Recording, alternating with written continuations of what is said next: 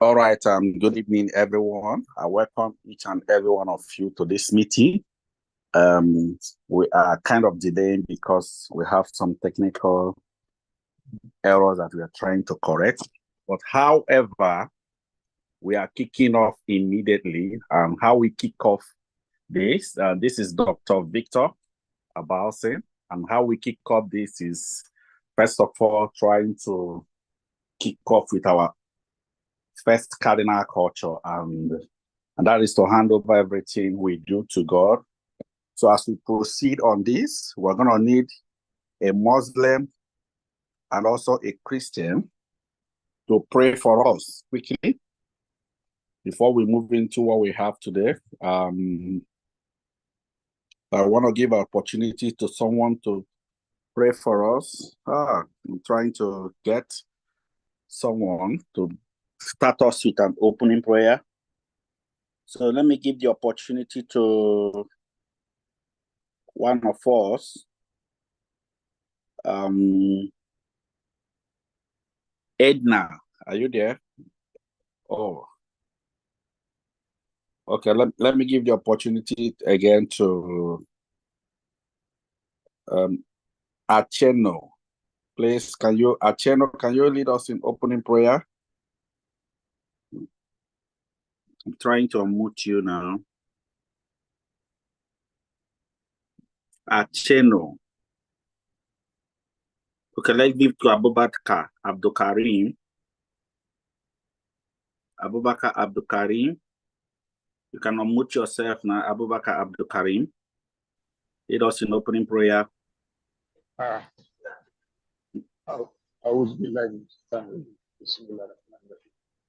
I hearing, sir? Hello, sir. Am I hearing, sir? Yeah, go ahead. Go ahead. All right. Thank you, sir.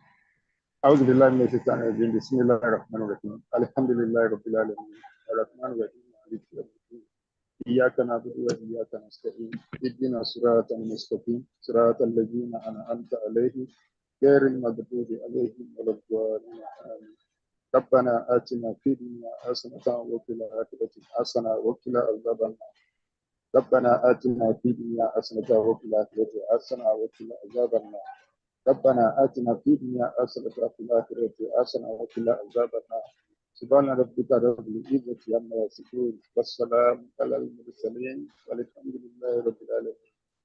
I'm done, sir. Thank you very much. Thank you very much. You can mute yourself now. Let's equally give the opportunity to a Christian to lead us in opening prayer. So we can give it to one of the Christian. Okay, is it Felicia Omu? Oh my. Okay, Felicia Omu, trying to unmute you now. Felicia, can you unmute yourself and lead us in Christian opening prayer? Felicia, are you there?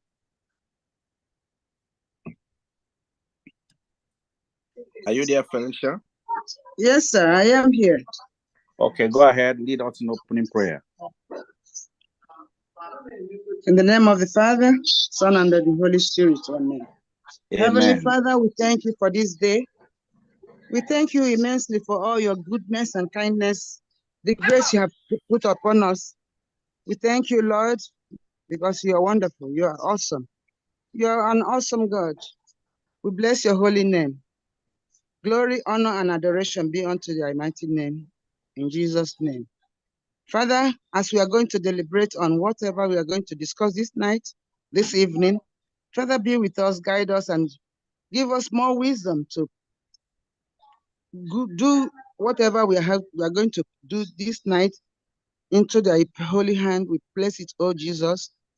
May your name, O Lord, at the end of it be glorified, both now and forevermore. These and many more we ask you through Jesus Christ our Lord. Amen. In the name of the Father, Son, and the Holy Spirit. Amen. Amen. Thank you very much. I appreciate you so much for this. As we kick off this, first of all, is to, everybody here, I'm sure most of everybody here already know the vision and mission of C2NFG. Let's start with the vision. The vision of C2NFG. I don't know, are you people ready for it? What is the vision of C2NFG? And I'm trying to share the screen, but I can't share it with the link I connected in with. The vision of C2NFG is to raise financially free people who in turn raise other financially free people that would collectively use their finances and their resources to affect the world positively. That is the vision of C2NFG. Anywhere you are, I want you to say it together with me now. Anywhere you are, this vision, you see, where there is no vision, people perish. Let us say it together once again. 1, 2, 3, go. To raise financially free people who will in turn raise other financially free people who will collectively use their resources and affect the world positively. That is the vision of C2NFG. Now, we're going to say the mission. The mission is what we intend to accomplish in the nearest future. And what is the mission of C2NFG? The mission is to raise 50,000 diamonds in the connected economy and usher in the next generation world changers. Let's repeat it again. To raise 50,000 diamonds in the connected economy and usher in the next generation world changers. Now, why we're doing what we're doing precisely is because of the vision and the mission. Let me let you know, anybody that is not part of this vision definitely will be creating the vision. Anybody that is not working in line with this vision and mission definitely may create chaos. The person can likely create something, because when you look at somebody, be looking at somebody, this person, my focus is to know whether he can be part of the vision of C2NFG, and that's the focus of what we do today. Today it's going to be a special day because there are some things that will be unveiled. In fact, it's a new rebirth for C2NFG. It's a new day, a new rebirth, a new outlook of what we do in the system. Everybody here, that's why we wanted this exclusively for the workforce, for the top leaders. We wanted it exclusive for the people that are well known, but we completely opened it. By the president, he made a decision, let this new rebirth be shown to everybody that are here in C2NFG. So it is a great privilege for each and every one of you that are here. I welcome you all. I welcome you all to this meeting. Now, one of the key things you will do, because most of the times, most of the meetings that are done on Zoom, there's a lot of distraction. And because of that distraction, people are easily distracted from the focus. You will see somebody that have actually joined the Zoom, but every meeting that happened, you didn't even know what happened.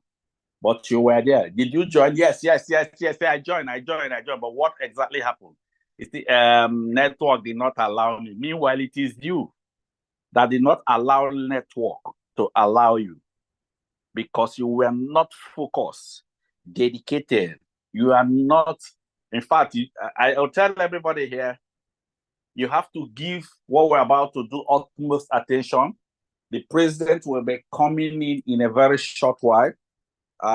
Before we kick off, I don't know, we're supposed to give a charge, but I don't know whether, okay, one of the G8, we're waiting, okay, one of the G8 is already here, so let's give an opportunity to one of the finest, one of the G8, the only lady in the G8 leader.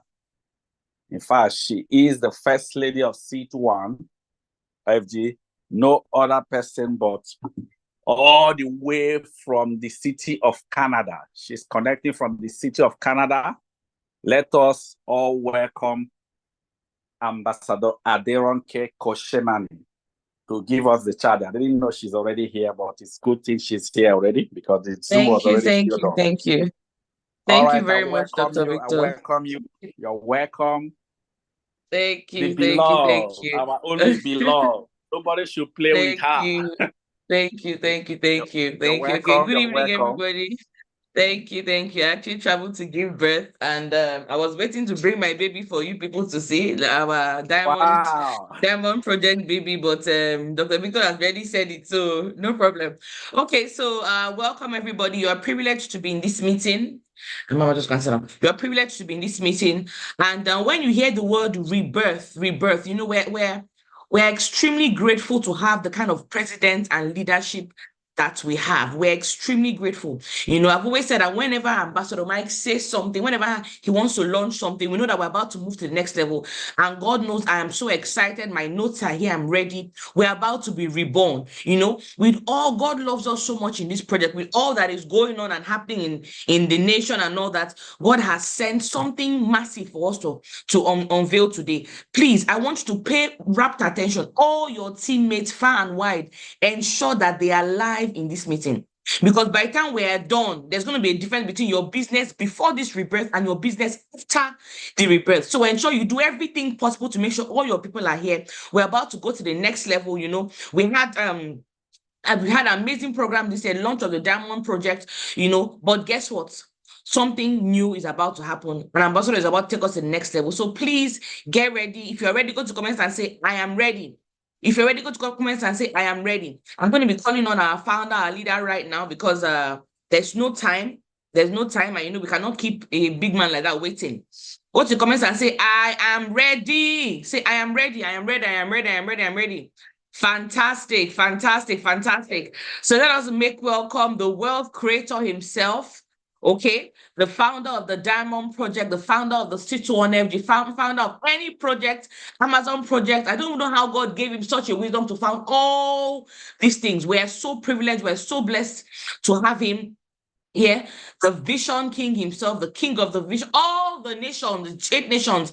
He's the founder of all the 8 nations, and we are so privileged to have him here. Go to the comments and type, you are welcome, as we make welcome our founder, our leader, the mentor of mentors, the lead in network marketing as far as Africa and the world is concerned, Ambassador Dr. Michael Okoli. Go to the comments and welcome him. We're so privileged to have you, sir. Thank you for this. May God bless you for pouring out to us this evening. You're welcome, sir. You're welcome, sir. You're welcome, sir. Please keep on typing it in the comment section. You're welcome, sir. You're welcome, sir. You're welcome, boss. You're welcome. Okay, keep typing it in the comment section. As it comes, admin, please make sure his other device is co-host. Admin, he has another device. Please make it co-host. There's a device, the Entrepreneur Mentor, and it's not a co-host. Kindly make it a co-host because it's trying to come in. You see a device called the Entrepreneur Mentor. Kindly make that co-host. Thank you. Fantastic. You're welcome, sir. You're welcome, boss.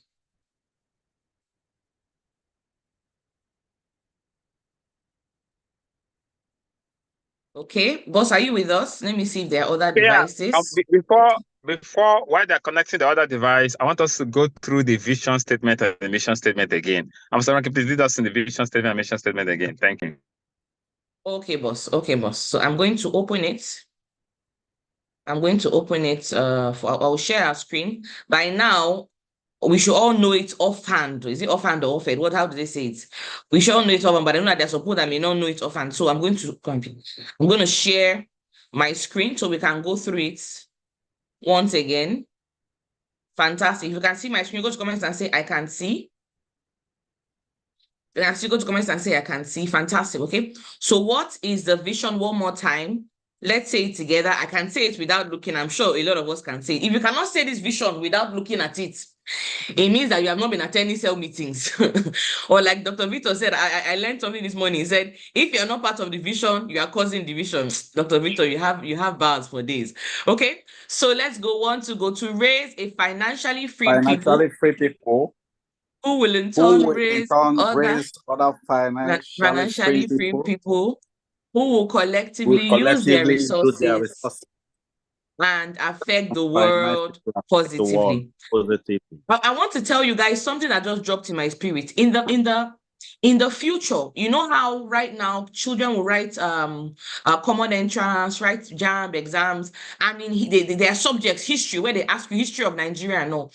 A time is gonna come where one of the questions in history or something will be, what was the vision, or what is the vision of C21FG? It's gonna happen. It's going to happen. What is the mission of City1? What was their vision? What was their mission? This group of people that changed the world, that opened up things, that did so many things. What government could not do for the people, these people did it. What was their vision? So you better master it now. So you tell your grandchildren, I was part of them. When they did the rebirth, I was there. I was in the meeting. Screenshot it. Some of you are saying, these people are dreaming big. Okay. When it happens, you will know. Let's move to our mission. The mission says to raise, are you ready? To raise 50,000 what? Diamonds. 50,000 diamonds in the connected economy. And what? Usher in the next generation world changers. The question is, are you a diamond? Are you a diamond? The Diamond Project was launched early this year. Are you becoming the ultimate version of yourself? Are you striving to become the ultimate version of yourself? Are you stoic?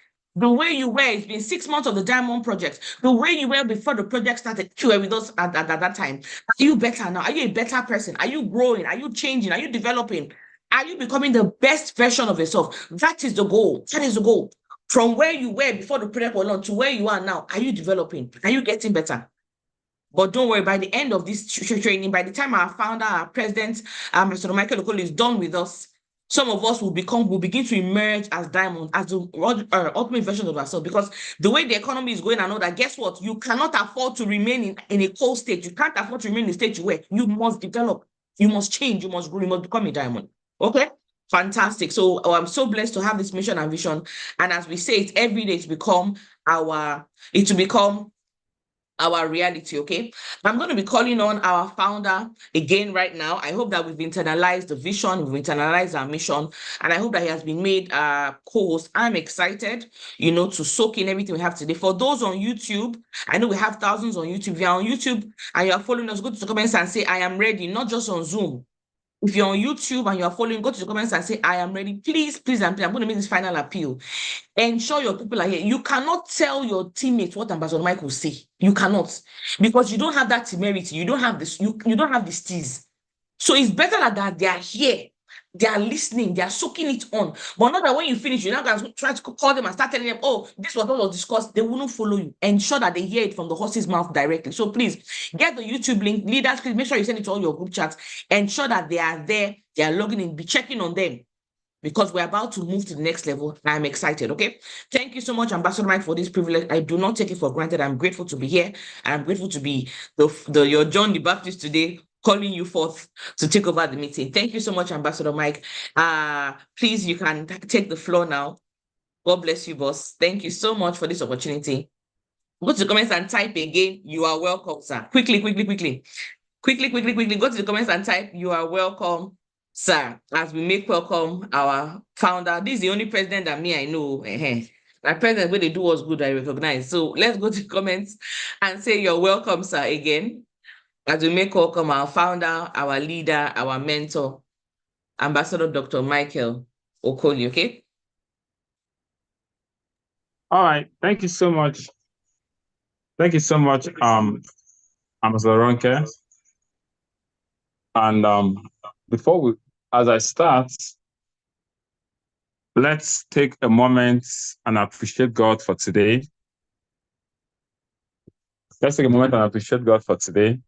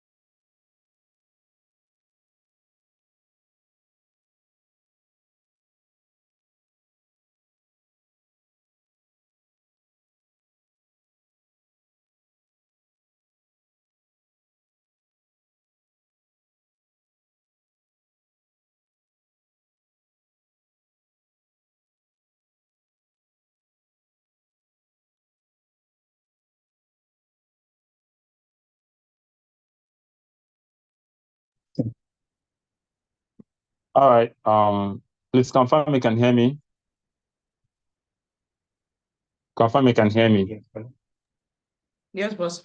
Confirm you can hear me. All right. I'm trying to connect the viewing cam and the viewing distance. Am I good? All right. Please connect it like that.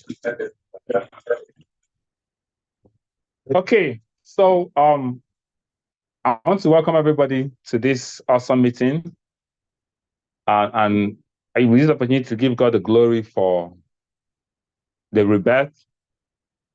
A lot of technical glitches, technical issues, but I've come to understand that when something awesome is about to happen, there will always be challenges like this. We're supposed to start by 500 dots, but lots of technical issues and all that. But we're not moved because we understand the way these things are, and we know that, God is ready to do something with us today.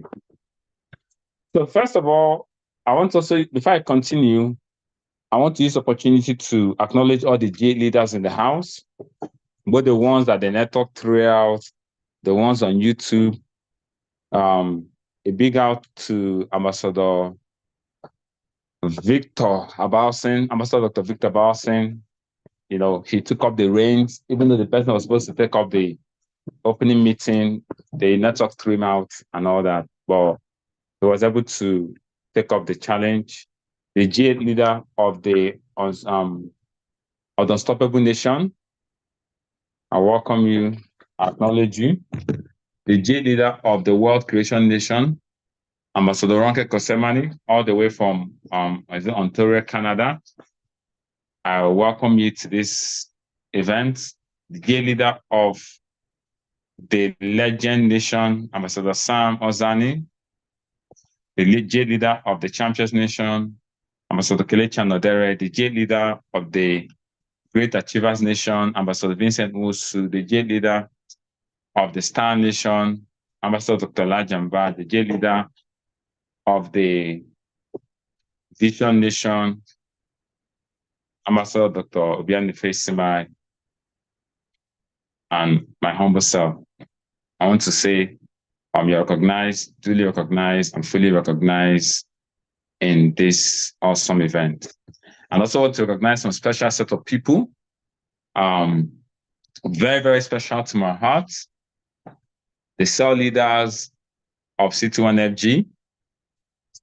You know yourselves, the emerging cell leaders of C21FG. I want to recognize the Kingsmen of C21FG, the active partners of C21FG. I want to recognize everybody that is in this meeting. I want to say you are all welcome. I want you to fasten your seatbelts. I want you to fasten your seatbelts as we're ready to take off. I want you to fasten your seatbelts as we're ready to take off. And I commit this meeting especially into the hands of God. I know prayers have been made. I know the person has led the opening prayer, the Christian, the Muslim, but I especially commit this meeting into the hands of God and ask God to come and take absolute control over this meeting, over everything we're going to do here today. So at the end of the day, only Him will take the glory. In Jesus' name. All right. The rebirth. How many of us are excited about the rebirth? If you're excited about the rebirth, go to the chat box and say, I am excited. Go and type, I am excited. If you're excited about the rebirth, go to the chat box and type, I am excited. Type, I am excited. I'm excited. I'm excited. I'm excited. Go to the chat box and type, I am excited. I'm excited. I'm excited. There's a YouTube link. Please, admin should post it so that people can join on YouTube. There's a YouTube link. So people that cannot enter this, the Zoom capacity 1,000 is already filled up, and people can enter the Zoom because it's just a 1,000 capacity. I hope that the time will come when we're able to have like 4,000, 5,000 Zoom capacity. But please post the YouTube link on the admin should post the YouTube link on the Zoom room so that people can take it out. Fine. Okay, so today is the 25th of July, 2024, and it's my privilege to bring to you the Rebirth. It's my privilege to, please confirm you can hear me, confirm you can see me clearly. Confirm you can hear me, confirm you can see me clearly. Confirm you can hear me, confirm I can be seen. Okay. So for most of us that don't know how it all started, I feel that there comes a time in a man's life when he will pause and begin to rethink. You know, growing up, my mom had an adage that says that when the market woman is carrying a bag of his loads on her head, they will tell her, after you've gone a mile, you should bring down what you're carrying and pack it properly so that you can continue the journey. And I believe very strongly that we're at that moment in time where we have to take a pause and look at what we're doing in a view to be better. And I'm going, it has, in fact, look, for the past 1-2 weeks, I've a little bit been silent for the most part, you know, throughout the month of June, May, June, I was running trainings and all that. You know, but for the past 1-2 weeks or thereabouts, I've a little bit been under the radar because I had to, you know, pause and think about a whole lot of things. And that is why this Rebirth is here. During my time of reflection, it became very imperative that for us to finish this journey very strong, for us to get to a place where we'll be proud of where we're going to arrive, we need to be reborn. We need to be reborn.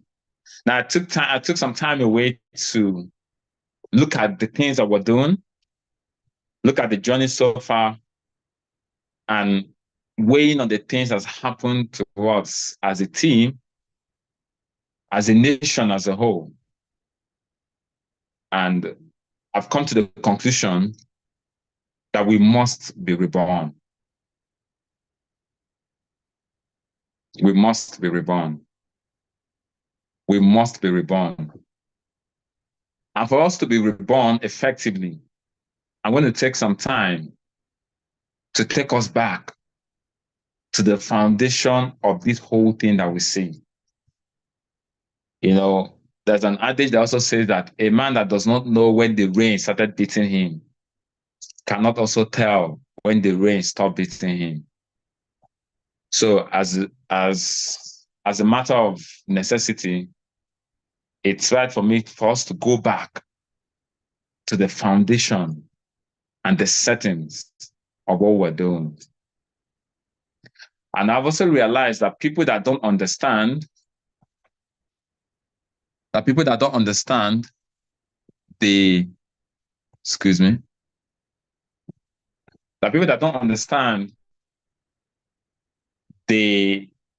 essence and the foundation of something, along the way, they mutilate it.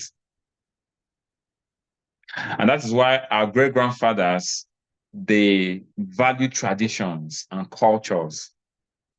And that's why no matter how far you go, they bring you down and begin to tell you about the cultures of the land. They begin to tell about the traditions. They take you back to your great-grandfather, to history. And that's why the history of our country, the history of our culture, the history of our nation is so guarded. Because anybody that loses their history cannot find their future. So it's imperative at this moment for me to take all of us back. Now, this was supposed to be for the workforce, but I decided to throw it open to everyone. So it's imperative for me to take us back to how we all started, to the foundation of this civilization, and as a result, move to the next dimension. It all started, I was working in a bank, finished school. I came from an average home. In fact, I came from an average home, the normal Nigerian average home. Popsy is civil servant. My dad was a civil servant. My mom was a teacher. That's the average home, you know. And growing up, things were okay. My early remembrance of my childhood days, things were fine. You know, life was good. You know, my dad was working. Those days, civil service, unlike now, was well remunerated. If you're working in a government office, if you're a civil servant, then you're like the big boys. So he was the big boys in quotes then, you know, and if you rank to the post of assistant director, deputy director, director, way back then in the civil service, you are a big boy because, you know, everything, I remember growing up, you know, everything was good. And we had a personal driver taking us to school. You know, everything was okay. Everything was fine until life happened to my dad. He lost his job. And from the moment he lost his job, everything began to go downhill. My mom was a teacher and she struggled as a teacher, you know. And my dad lost his job and everything went berserk. All of a sudden, the young kid that grew with some level of affluence and luxury, you know, all of a sudden, the affluence and luxury was no longer there. All of a sudden, we had to scramble for food to eat. All of a sudden, we became a charity case for the relatives. You know how they say this person is a charity case. Everybody just knows that, oh, okay, no, my mom became a charity case to her people. Oh, her husband is no longer working. He has a lot of children, and they eat plenty. I mean, we're kids, they used to label us as children that used to eat plenty. You know, my mom was like the woman that her children used to eat plenty food. So everybody was just rallying around. People come, okay, they just give this. You know, it was like a liability, a community case. And thank God for the abilities we had. They did their best within the best they could do. But it was like that. While praying for my dad to also get a job and stand back on his feet, you know. But unfortunately, he couldn't handle the pressure and he became ill. It's a story I don't like talking about, but he became ill, you know, became depressed as a result of his inability to cater for his family, because he was a man that catered for his family. He was a man that had some sense of pride, like I do things, you know, when things were good, you know, he was the giver, was the Father Christmas of everyone. When things became bad, more like, you know, as life would be, you know, that you already know what happened. People will abandon you. You know, people did the much they could do, but you know, he affected his health. He became depressed, you know, and battled with his health, and with the absence of money, coupled with the level of the health, the state of the health industry in this country, you know, he lost his life. And it's sad, but you know, these are the things that make a man, you know. And when I look back at it, I see it as those are heartbroken moments.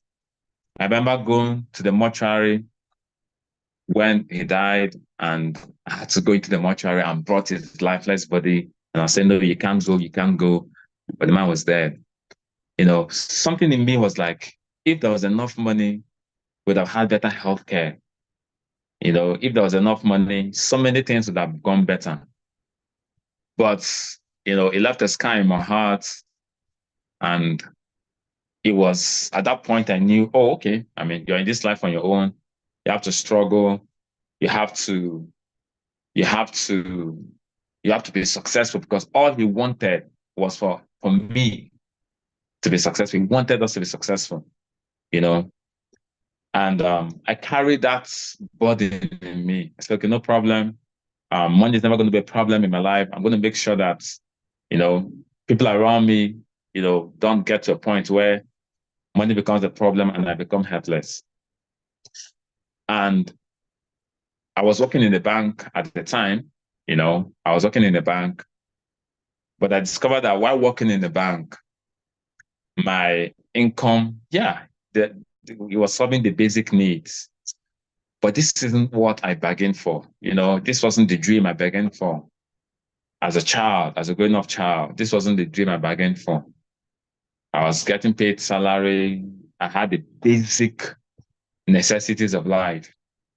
But every now and then, when duty calls for finances, I find myself looking here and there. I find myself apologizing to my generation. I find myself apologizing.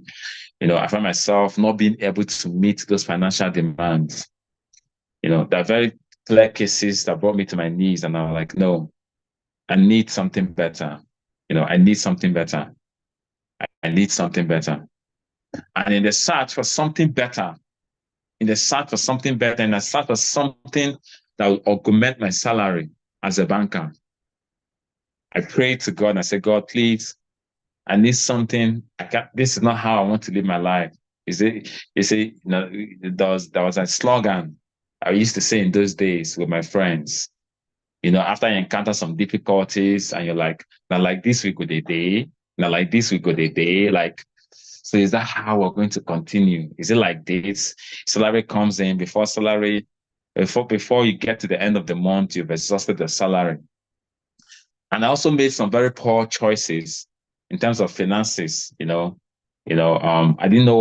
have the financial literacy I have now then. So I was collecting loan from the bank to buy cars, buy electronics, it's called consumer loan.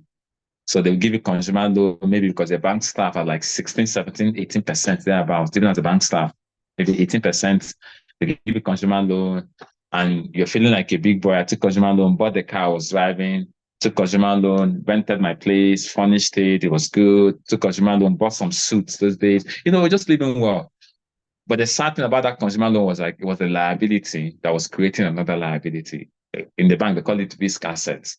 What it means is you borrow money to create a liability. Because when you borrow money, it becomes a liability. Why? Because you are paying interest on that money. And what you're using it to buy is something that depreciates. By the time you buy the car, by the time you drive the car out of the car owner shop, it has depreciated in value. By the time you buy that electronics, it has depreciated in value. By the time you buy those dresses, so I was using liability to acquire liability. And at the end of the day, my income was no longer meeting up. I was also involved in some lands. All those lands, they come and tell you, come and buy this land, buy this land, buy this land, buy this land. My dad had a lot of lands. I think I learned that from him, but unfortunately, when RFI came, he revoked all those lands and he was practically left with nothing. So I couldn't live with on all those land that he was buying when he was, working. Now, I was also thinking, okay, that's the way. So most of this land I was buying, you collect a liability, you collect a loan, which is the risk asset, which is liability. You can't buy a land thinking it's an asset. But unfortunately, those lands were not assets. 100% of those lands are nowhere to be found today. Most of them revoked, most of them, in fact, not one of those lands were standing today. So as a result of those impediments on my finances. So the bank was paying me fairly okay, but by the time they pay me and I remove my liabilities, in terms of the risk asset, in terms of the loans, let me couple the loans I took in the bank. I had personal loan, I had consumer loan.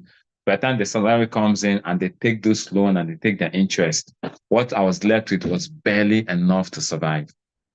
And because I also didn't know better, once a loan is being liquidated, once you're liquidating a loan, you just rush quickly, and take another loan. So you are in that perpetual cycle. So once the salary comes, you discover that by the time they take out the loans and all that, you're left with nothing, barely to survive. And it was a rat race, carefully scripted, probably by the owners of the bank, to keep you in a point where you keep going round and round in circles. So I was at the point where I needed finances, and I knew that I needed money. And there was nothing I could do because, you're working, there's a salary cap. Even if you're promoted, I worked my boss off to be promoted. Yes, I was doing okay. But the bottom line is there's also a cap to what these things can be. And I came to a crossroad in my life where I was like, God, no, I can't deal no more. I need extra source of income. Now I'm telling you the background for a reason. And at a point, I dabbled into so many businesses, so many things while working in the bank. The bank offered you very little opportunity to delve into other things as an operations staff. But I tried my hands in so many things just while working in the bank, just to make ends meet. Because there was no time to supervise those things, of course, they went down the drain. So I came to a point where I had to beckon on God. I need a way out of this quagmire. I need a way out of this financial mess. I don't want to come to a point where, I can't take care of my needs and all that. And that was when, in answer to the prayer, God brought the connected economy. God brought network marketing my way. And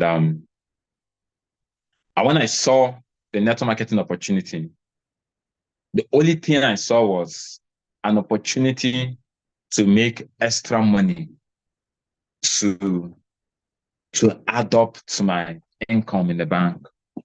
That was all I saw. Okay, if I make extra, the goal was to make extra 200,000 naira monthly, because I came to a point where rent, I think it got to a head when rents became a problem. I was living in the town in Abuja, and when the rent increased at that time, it was obvious that one needed, for you to survive, you need to move to the suburbs of Abuja. And I just didn't want to move to the suburbs of Abuja. I didn't want to leave Abuja to move to like all those suburbs, like all those Masaka, all those Nayanyama, all those places at the suburbs. I was living in town, and when it was done that the rent has increased, your liabilities are taking up your salary, you can't pay this rent anymore. I had my things thrown out from one of the houses that I was staying in town. I had my things thrown out. The landlord came, said he could not pay rent anymore. In fact, threw my things outside the house. And I had to pack my things and moved into another place. But I didn't want to leave. I didn't want to leave town. Because I didn't want to go towards the suburb. So I was like, is there anything I can do to augment my income? So somebody gave me a suggestion. He says, if your salary comes, start doing contribution. I was like, oh, wow. Okay, wow, that's true. So once you contribute a salary, when it's time to your rent, you can collect and now pay. So I bought the idea.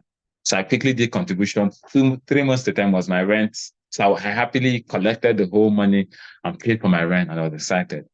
But for the remaining 9 months, once my salary comes and the bank picks up my liabilities in terms of my loans and interest, I still have to make this commitment because it was a check.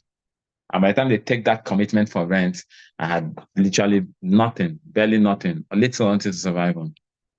And that's when I knew that something was going to really happen so fast. And it got me to a point where I started praying, I started looking up to God. I was like desperate for a change. I didn't want to soil my hands or do anything negative, but still, because my dad instilled in us, one of the things he instilled in us was dignity of labor. He told us you better drink Gary and have integrity than steal. He made it clear that taking a pen that doesn't belong to you was like a crime. So that was the value that was instilled in us. So no matter how desperate it was, anything illegality was never part of the option, because I grew up with that culture that, you have to, anything that was not straightforward, I wasn't going to put my hand in it. And to cut the whole long story short, God brought the opportunity of network marketing my way. And when God brought it my way, at first I was like, okay, oh, yeah, I can make enough money. I can make enough money to at least sort out my rent, then have a little extra money to just live like a big boy's life, just be okay. And that's how the journey started. And when the journey started, I thought it would just come in, get to people, just the chat they all give us, hey, the hooray, the hurrah. I was excited, hey. But I got a shock of my life when I discovered that it's beyond that. It's not just about getting people. You need to, it's a whole lot more. You need to follow up on people. You need to work hard. You need to embrace rejection. I wasn't good at rejection. It just dawned on me that maybe to just go get, because my plan was if you get to people, go and sleep. Then those people will get there too. Those people will get there too. So just to get to people, and I'll become financially free. I was ready to just get my 2 people. But it dawned on me that it's not like that. You need to build the business and all that. And that brings me to the point I'm about to make. And I came to a point where I was building my business. It was just not doing well, and I saw a lot of people not doing so well. And I came to a decision. And the decision I came to was to leave the bank and focus on my network marketing business. At that time, that was the most unpopular decision to take in this part of the country. In fact, it was so unpopular that people thought I had lost my mind. But when I was reminiscing about what made me to take that decision was not so that I was not making enough money when I was even in the bank. No, I was just struggling. In fact, the months before I left the bank was my lowest month in the business. The month after I left the bank was like, psh. So I was still struggling. But what informed my decision, I'm sure that was actually the turning point, was I saw my leaders, the masterminds, the GA leaders today, most of them, I saw them and they were not doing so well. Most of them broke. They were just a nasty experience. Yes, I was working in the bank, so I was not hungry, so to say. Even though I was broke, but at least I had money. If you work in the bank, somehow you can't go hungry. But looking at the other people, it wasn't a pleasant sight. And I saw that me working in the bank was not giving me time to work with their downlines, work with their teammates. It wasn't giving me time because I was always in the bank. I come back, and from the bank, I go to the office, I go to the business, start running the business and all that. It wasn't giving me time. So one day I said, amongst other an event I attended on events that changed my life and all that, a pivotal event. That's why events are critical. And that's how we do events. If not for that event, I won't be here today. That's why anytime there are events, don't joke with it. Events saved my life. I attended one event, that actually changed it for me. That was when my eyes opened, But critically, one of the things that made me to leave the bank was I wanted to have enough time to help my teammates, the mastermind, the G leaders now that you see today. I wanted to help them to succeed. I wanted to give more of myself to them. And I couldn't do that while I was in the bank. And on that certain day, I resigned from the bank. Everybody thought, no, how can you know? No, nobody resigns from the bank to get the network marketing. Nobody does that. In fact, you have a higher chance of succeeding as a network marketer in the bank, in quotes, because you meet people, you had credibility, you had access to the funds. People know you're working in the bank. People know that you're not, for you to be working in the bank, that means you can't be scamming and cheating people and still working in the bank, because the bank cannot handle cash, because I was in operations handling cash. So there's no way you can be handling the vault of the bank and still be cheated. So people, there's this credibility placed on you. There's this respect. There's this personality. There's this, you had the laptop pin as a banker, you had your ID card as a banker, you had your complimentary card. Those are tools of dignity. Those are tools of validity. Oh, I work in the bank. I was working in First Bank. I work in First Bank. They see your First Bank laptop pin. They see your ID card. You hang it. They see your car. You're wearing suit. It kind of gives you validity, legitimacy. By the time came when I had to drop all of that, I dropped my ID card. I dropped my laptop pin. I dropped my complimentary card. I dropped everything. I dropped everything that the banking system had to offer. Not just the money. It was not just the money. It was beyond the money. It was the lifestyle, it was the personality, it was the respect, it was the dignity.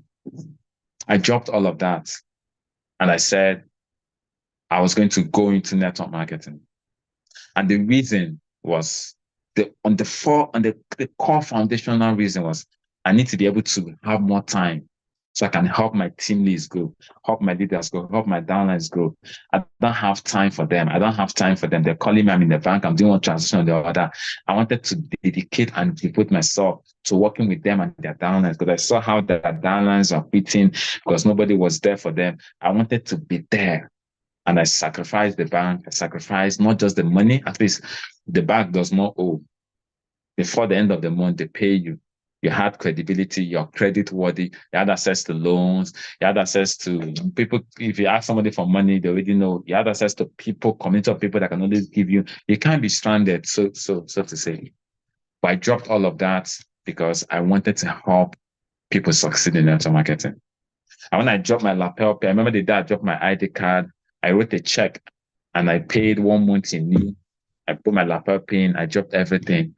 And I walked out of the man trap door of the bank. And I walked out of the man trap door and I say, wow, this is the world.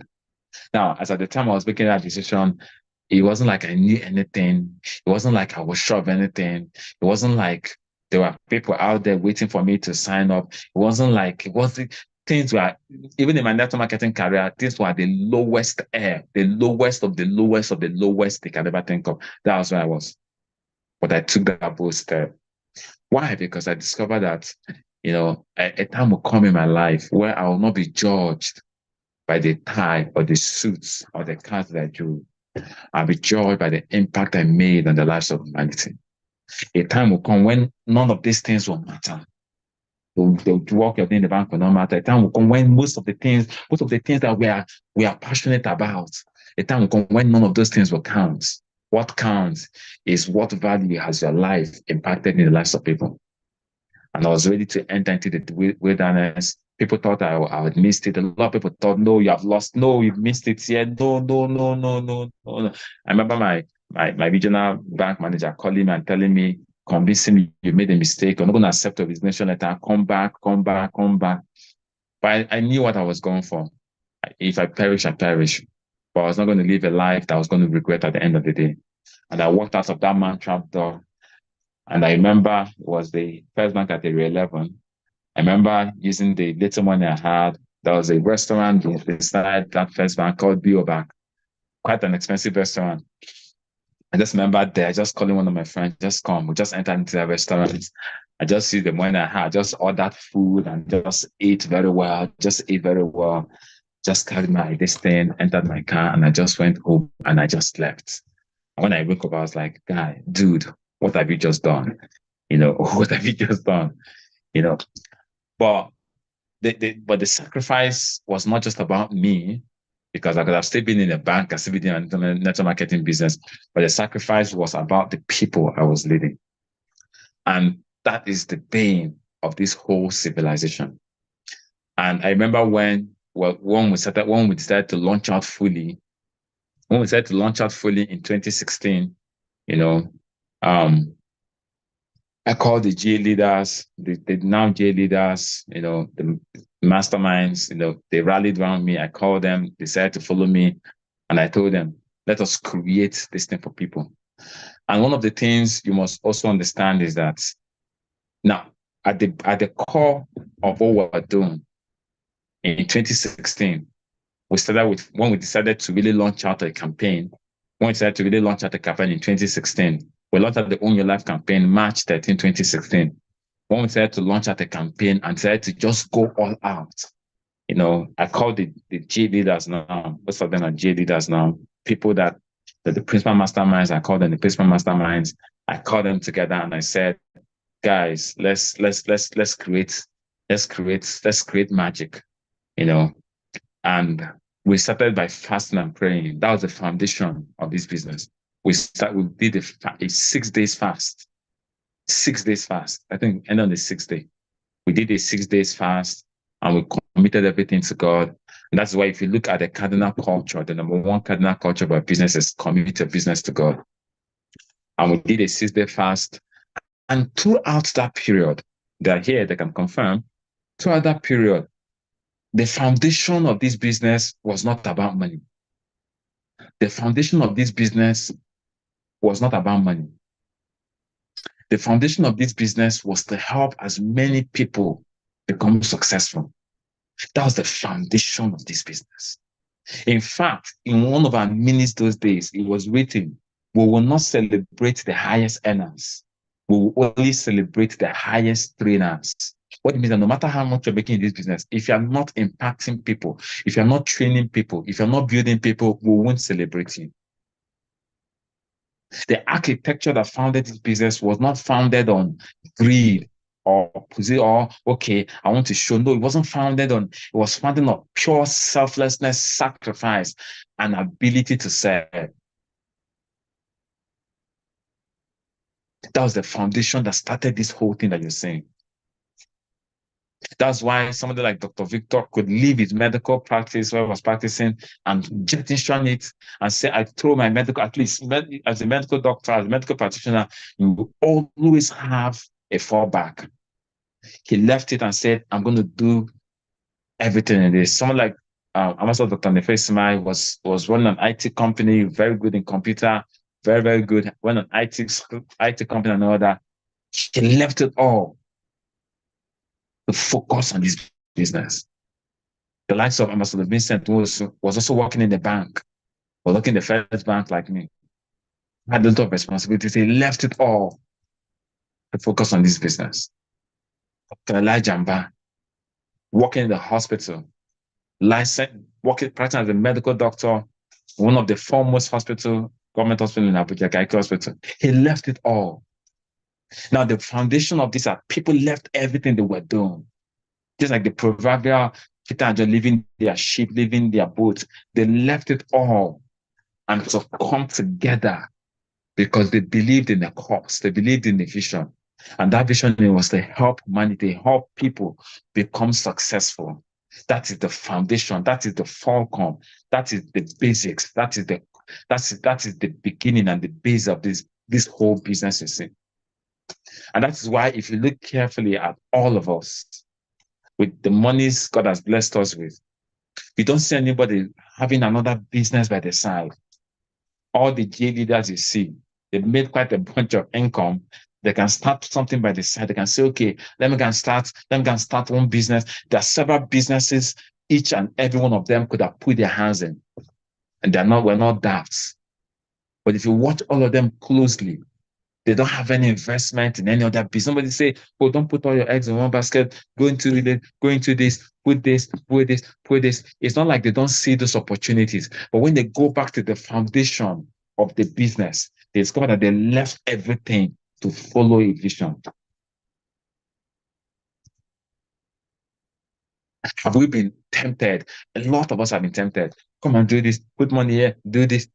When the almighty Bitcoin came, crypto, invest in this, do this. Or somebody told me, no, just give me your ID card on my own. I will give you $500 to register in one credit that by now it will be this. I said, calm down. You see, if you don't understand the foundation that you started with, you will lose a lot. I said, calm down. It's not about making money. It's about something. I was already in the bank. Something made me leave the bank. Some of us were already in the hospital. Something made them leave their medical career. If you become a medical doctor, you understand that it's one of the hardest things to leave because you go through hell to get that MBBS, whatever they call it. If you have a company that you're building and you're building, they all left all these things because they believed in the common vision. What was the common vision? Let us help as many people. That's why no matter the money they have made, you don't see any of these people you don't see any of them doing any other thing by the side. Not that they can't open a manufacturing company, not that they can't do any other thing, but you see them solely committed because the foundation of this business was selflessness, anchored on development of human existence. And that was how we started. We fasted, we prayed. Now, when we started, just was, this is taking a long time. I need to time myself because of time so that I don't wow. Now, hold on. Now, because of how we started, when you take a look at all these people I'm telling you, till date, you see them on the grind. You see them, you don't see them looking to the left or looking to the right. Why? Because the basis that brought them into this business was about human beings. Now, why am I saying this? As we go and we continue to expand and we continue to grow, just like in every civilization, it becomes tainted. A lot of things becomes tainted. A lot of people come, and people that don't have the people that didn't know how we started.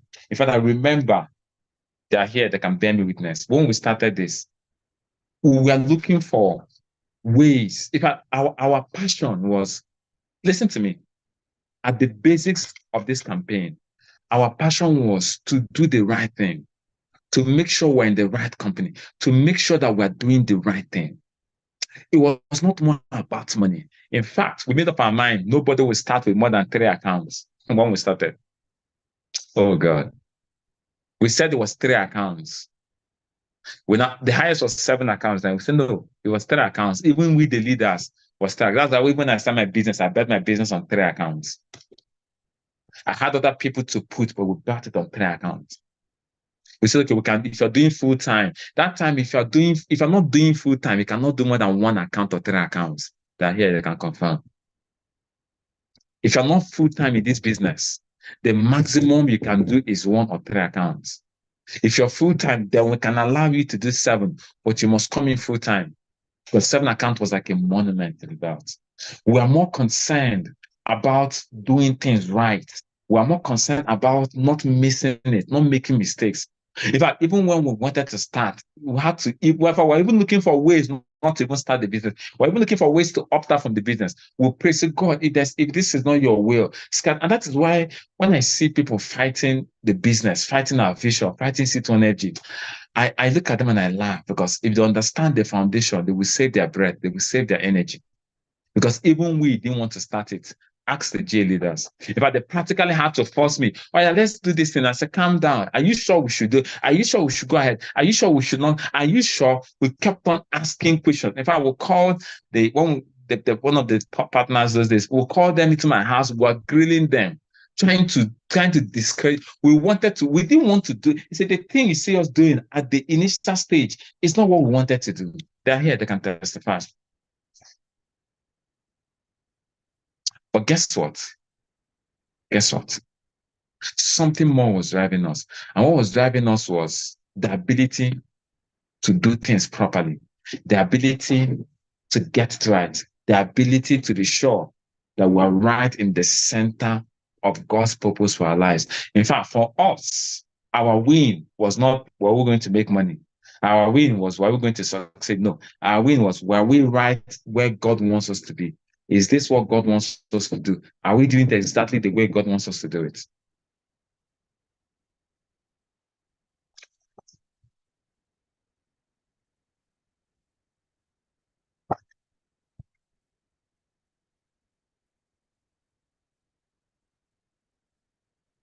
Please confirm you can hear me. I think the network is off.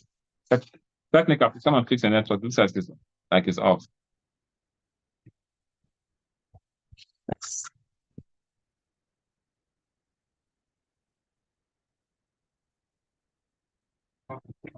I think the network is already.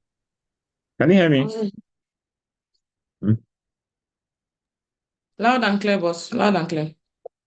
Okay, you can hear me. Okay.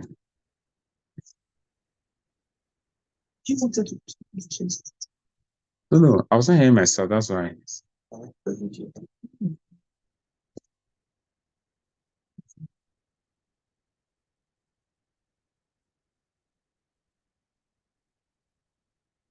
Okay, I think we're back. I think we're back. So please, can you hear me put on the okay, the AC rather? Okay. Or the other AC. So like I was saying, our concern was more focused on, are we doing the right thing? Are we doing the right thing? The J leaders can confirm. It was not about, okay, this. It was more like, are we in the center of God's will? Are we doing the right thing? Are we doing what we're supposed to be doing? And that was the basics of our business. But over time, as we kept on growing, we moved from the Own Your Life campaign. We launched La Buena Vida. After La Buena Vida, we launched the Diamond Project. As we kept on expanding, the intrinsic qualities of the foundation were beginning to be diluted. Now, it's understandable that in every civilization, as more people begin to come in, as more people begin to come into every civilization, it's understandable that people begin to dilute it. But after going through a lot of things, it became necessary that we need to be reborn. We need to go back to the basic foundation of this business. And that's what the rebirth was all about. We need to retrace our steps. That was why when we started, we raised a lot of leaders. Most of the leaders we raised when we started are still today. But as time went on, a lot of dilutions came in, a lot of people infiltrated into our business, a lot of things happened, and the foundation is still there, but somehow the authenticity of that foundation, a lot of people are not following it. And that is why the reborn or the rebirth is necessary.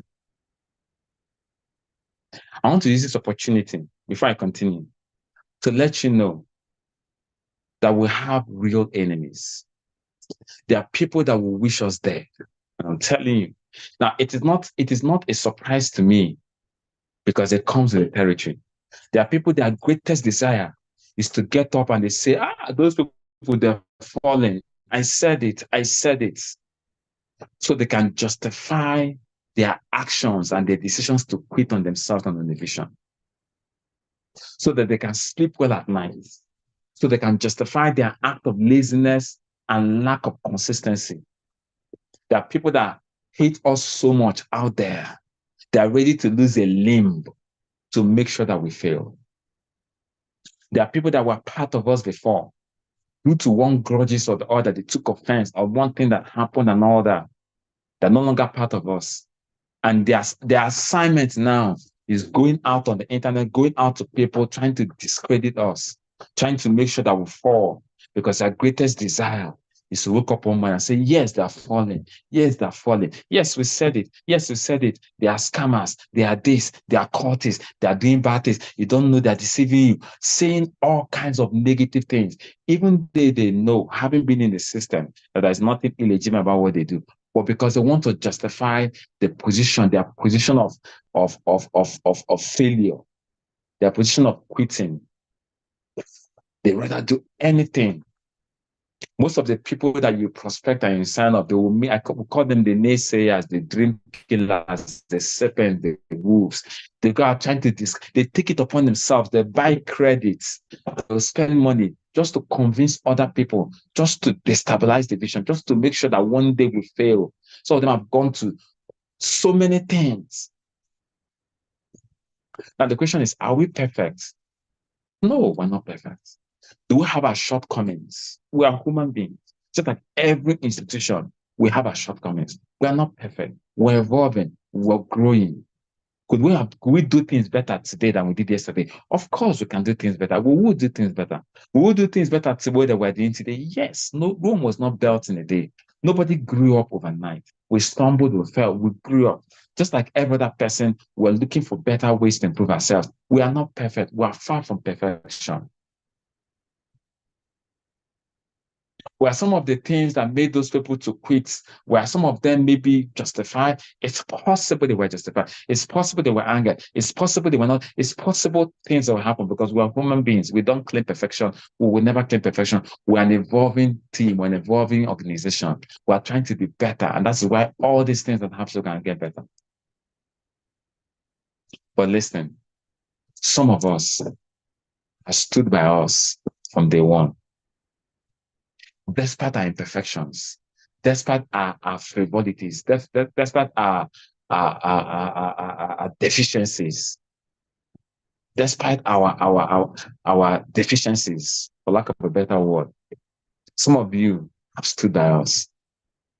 Some of you have stood by us, not because we are perfect, but because we identified with the vision. But let me say something. For those people that have vowed, these people must go down. Oh, are they still standing? Oh, are they still doing well? Just give them some time. Police will come and arrest them. They will shut them down. They will shut them down. For those people that are wishing us evil, wishing our downfall, doing everything, convincing other people, going the extra mile to get other people. No, don't join them. Oh, don't join them. Oh, no, no, no, no, no. For all these people, I just have one message for them. You see, if you understand how we started and what it is that powers what we're doing, you will save your breath. You will save your time. If you understand where we're coming from and what it is that powers what we do, you will save your energy. Because there is the wisdom. You see, the wisdom of God is greater and bigger and better than the wisdom of man. The wisdom of God uses the foolishness of men to advance his purposes. So the more you think you're attacking them, it is the wisdom for them to grow. The children of Israelites, the more the Egyptians were bullying them, the more they were growing. That's why they even tell you, when you meet something that is cancerous or something, the more you want to mutilate it, the more it expands. So just leave it alone. It's a wisdom. The more they attack us, the more they want to get us down. It's a systematic wisdom for us to grow.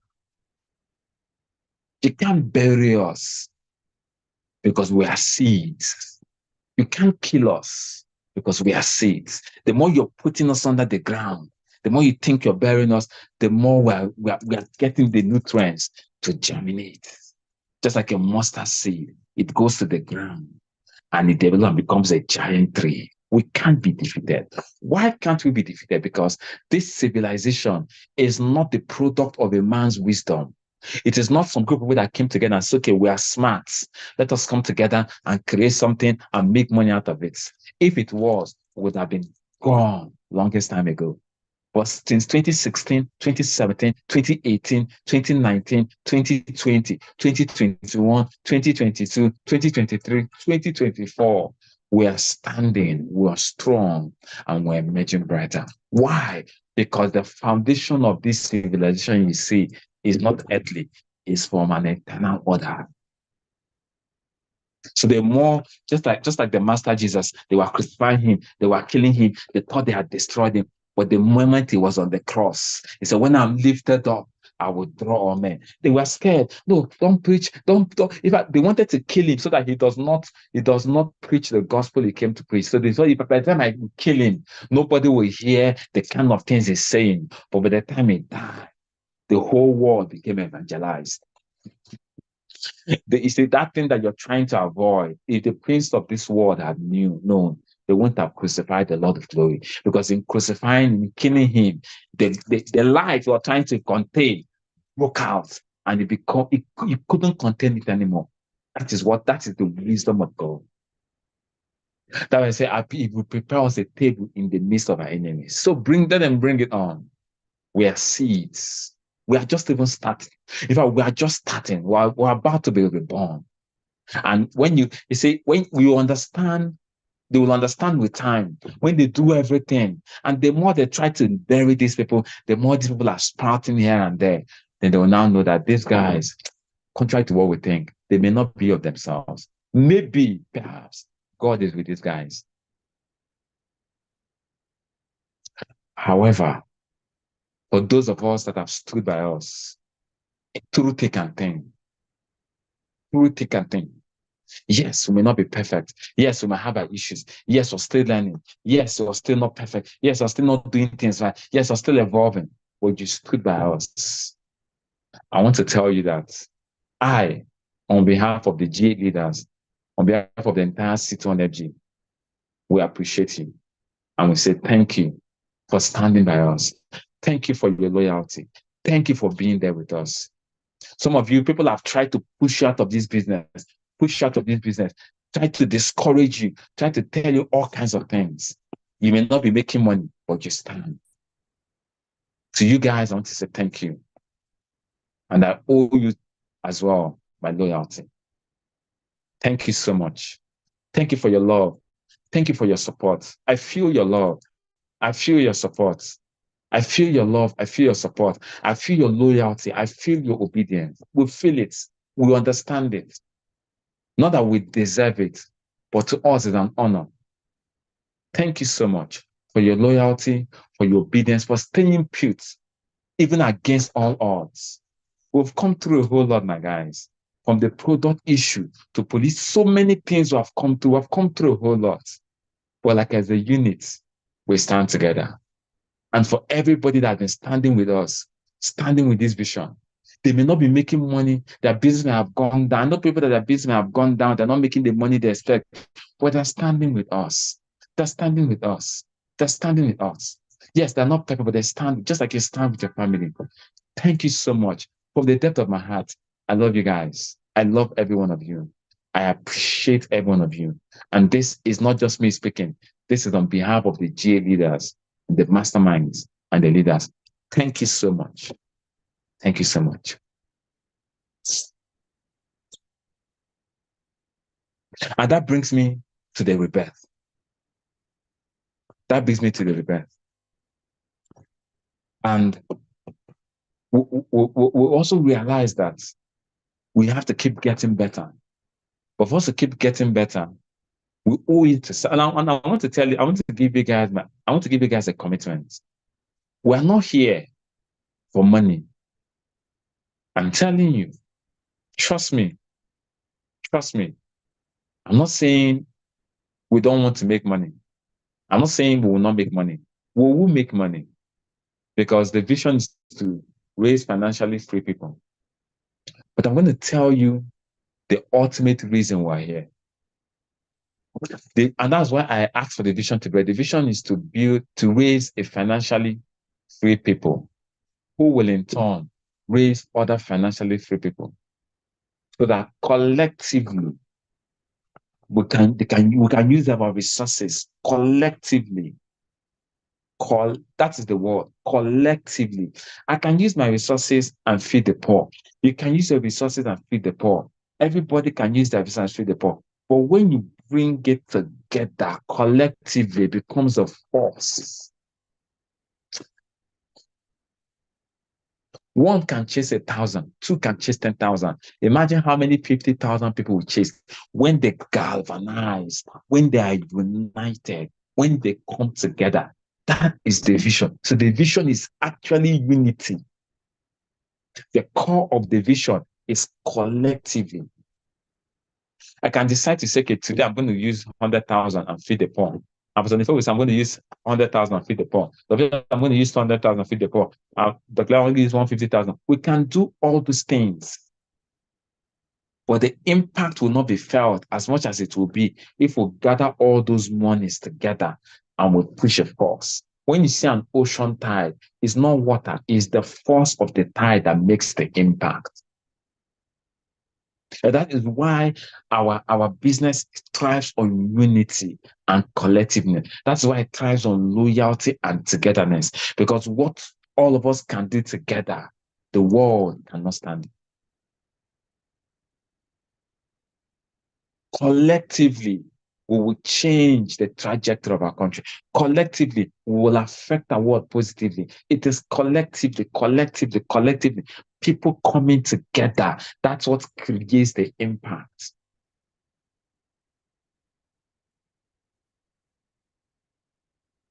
And create the impact that will affect the world positively. Why am I standing here? Why are we standing here? Because we know a time will come when there are 50,000 multi-millionaires all across the globe, and they have one vision. Bring your money. We'll put our monies together and we'll go and salvage the poor. Right.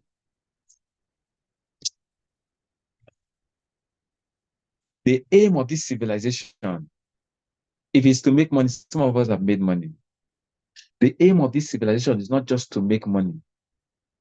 is to raise an army of people that are making money with a singular. There are some people that are making money, but they are using their money to inflict pain on people. There are people that are sponsoring terrorism. There are people that are sponsoring kidnapping. There are some people, the money they are making is a dagger in the heart of God. Is a dagger in the heart of God. But we're a group of people that the money we will make will bring together and say, can we stop hunger in Africa? Those are kind of projects we're talking about. Can we stop cancer in Africa? Can we stop diabetes? Can we set up, what does it take to set up a research center that might stop child mortality in Africa, in the poorest part of Africa? Is there something we can do? It's going to cost 500 million naira. It's going to cost 500 million naira. Is it 500 million naira? It's going to cost? They will now say, okay, what's the 500 million naira? Okay, this project now is going to cost 500 million naira. We'll have a meeting, a council of elders meeting. We'll have a meeting of the cell leaders and say, okay, they say 500 million naira can build a research center that can stop child mortality, that can reduce almost to zero child mortality rates. So what we want to do that all the people, all those poor village women that are carried there and their children will just die. If they say it's 500 million naira for us to build a facility that can stop it or reduce it maximally. And we say, how much is it? 500 million. We say, okay, 500 million. Okay, 500 million, only 500 million. And we're 50,000. We divide it by 50,000. Okay.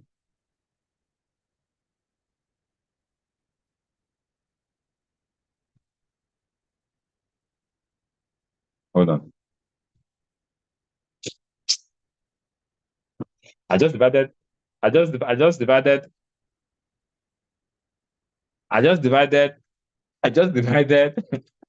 million by 50,000. What I got is 10,000. It just became funny. It just became just too funny. So what I meant is 5 billion. They tell you it's 5 billion. Or they tell you it's 50 billion naira.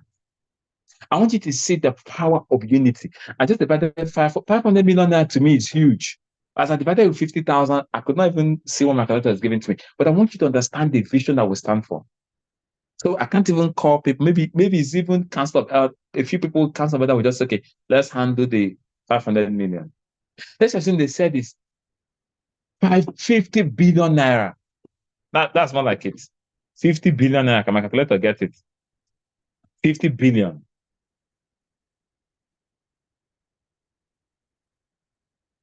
And we call the 50,000 plus. Okay, let's divide it by 50,000. Okay, it's just 1 million naira. And so, okay, they say 50 billion naira now will stop child mortality in the poor, not even in Nigeria. You see, our vision is beyond Nigeria. Our vision is Africa as a whole and to the ends of the earth. You say Mozambique, things are happening. In Namibia, things are happening. And they say it's 50 billion naira. And we say, okay, 50 billion naira. We say, people, okay, under one day, we can raise 50 billion naira. The 50,000 monthly millionaires can say, okay, I can just put 1 million naira and we raise 50 billion naira. And we use, and imagine what 50 billion naira can do. Imagine the effects, the positive effects 50 billion naira can do. That is why I'm standing here. That is the core of the vision. That is that the lives that this 50 billion naira will change. And 1 million naira, and by the time you see they are making that money, they understand that they are making that money for a particular purpose. Look at the US election. They have what they call the donors that donating for election under 24 hours that Kamala Harris was nominated. They raised $105 million under 24 hours. They are raising this money because they want to support somebody to go and become the president and in fact go and contest. Do you understand? But there are coalition groups that raised $105 million under 24 hours. Or is it under 7 days or so? I may not be correct, but maybe under 7 days or under some days. I think they raised close to $50 million on 24 hours, maybe over 100 million were raised under some days. That is the vision. They want the woman, the first black woman of color, to become the president of America, and they are willing to part with $105 million. Don't do that calculation. Why? Because there's a collection of people that are penned to a particular vision. So we're standing here because one day in State One Energy, we'll raise 50 billion naira. And with that 50 billion naira, it's not to go and sponsor somebody to go and become the president of any country. It's for us to help humanity, affect the poor people, affect people's life positively, create systems that people will say, "Hi, just like I'm using Zoom." Or say, "Oh, thank God, God bless the person that uses Zoom. God bless the person that uses Zoom." We want to create certain changes. And that is what this vision is all about. And because the vision borders on people that you and I don't know yet, the forces that stand behind us are more than the forces that intend to stop us. And that is why I declare and I decree we are unstoppable. Because we are not here. I can be telling you these things, but God sees the heart. God sees the heart. I can be telling you these things, but God knows whether what I'm saying is what I'm saying. I'm just saying it. But if this vision is anchored on helping humanity, if this vision, people are going to make money, use that money, wipe out the tears of humanity, affect the world positively, then I can tell you, beat your chest, you're unstoppable. Beat your chest. Not even the devil from the grave, not even the devil from the pit of hell can stop you, can stop me. No, not even the angels. Because the angels, they stand to do the will of God. That is where we stand. That is the vision. And that is what all of you that have stood with us, that is what you're standing with. And for that reason, for us to be able to actualize this, if it's for us to make money, we can do things anyhow. But for us to be able to actualize this, for us to be able to actualize this, for us to be able to actualize what I just said now, we must be reborn. There must be a rebirth. If we come to a point where we can raise 50 billion naira and use it, we won't use it for any, we won't say, okay, let's go and support one political aspirant. That is not the vision. If tomorrow, that is not the vision. That is not the basics. Let's just support one person. No, it is not to support any political. It is not a political movement. It is a movement that will empower people economically. That's what this movement is all about. We'll go to villages where there are no pipe-borne waters. We'll create pipe-borne, we'll create roads. Roads are people, they tell you every day on this road, because of how bad this road is, because of the bend, every month 2 people die. People die on this road because of how bad this road is. We lose 5 people every month on this particular road. We'll go and repair that road so that the heart of women and men that are being broken, when they told them, "Oh, your loved one just had an accident and died," because they are treading on the poor road. By the time we repair that road, they will tell you, for the past 2 years, since you guys prepared that road, we have not recorded a single death. Whereas before you people repair this road, every month there must be 3 accidents, 3 people will die. But because we have prepared this road for us, because we have not recorded a single death. No, people's heart have not been broken. People are not mourning. That is the essence of our business. Network marketing is just a tool to get us to our vision.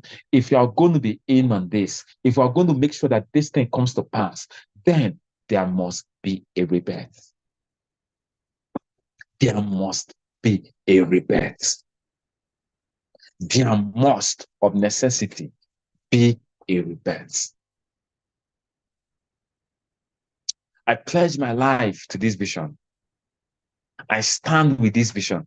What I'm telling you, I'm not telling you because I want to make you, I'm telling you what I have appended my signature to. What I just told you, that is what I'm going to stand for. I pen my life to this vision. I stand for this vision. And I'm going to live to see when these things will come to pass. And we're going to start very soon. Before we get to that point, we already started. We started to feed the family, we started with palliatives. We're already doing these things on smaller scales. But we're going to migrate and we'll keep on doing it until we make a formidable impact that even the blind can see. Even the blind cannot claim ignorance. Yes, they are this, but look at what they've done now. Just like when that blind man was healed, they said, no, but I was blind, now I can see. There's a notable miracle done here. I know you don't like these people, but can you see what they have done? Can't you see? Can you see? Is it a lie? Is it audio? Can you verify? Look at what this group of people have done. You don't like them, you hate them, you want them dead, you want them to collapse. But look at what they have done. If they were not alive, if they are not doing, look, this thing will not have been done. Can you explain it? And the God of those people that were going to help will stand in us. When you're fighting us, you are not fighting us. You're not fighting Ambassador Michael Okoli. No, you are fighting the lives that will be changed and affected by the vision that Ambassador Michael Okoli, the GA leaders, the council of ed, and every other person is pushing. But for that vision to come to pass, for it not to be a mirage, for us not to wake up in the next 5, 10 years and we are not maximizing it, for that not to happen, for that tragedy of a wasted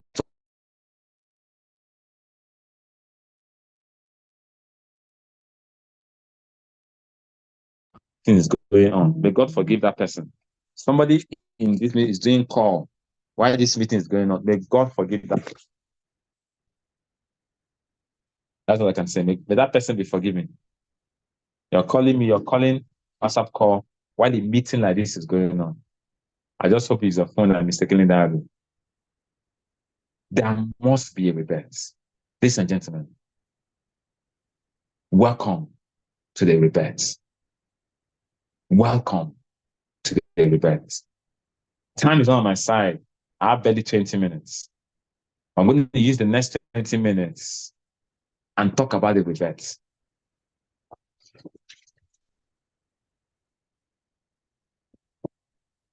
I am sure that I've been able to give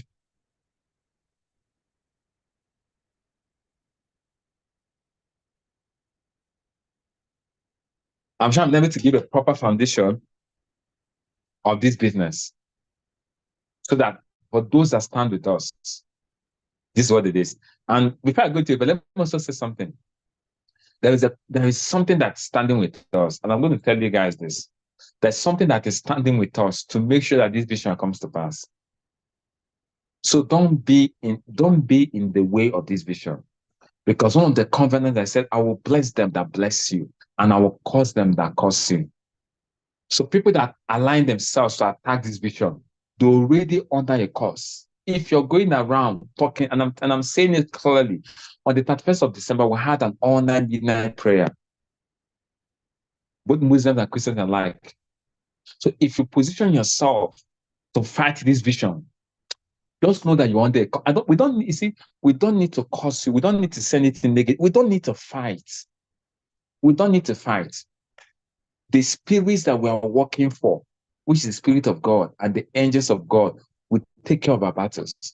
So you align yourself in the place where you become grossly disadvantaged.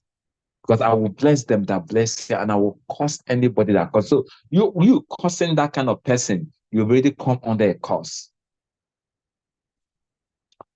But for us to move into the dimension where we can succeed, there has to be a rebirth. There has to be a rebirth. What is a rebirth? Then the rebirth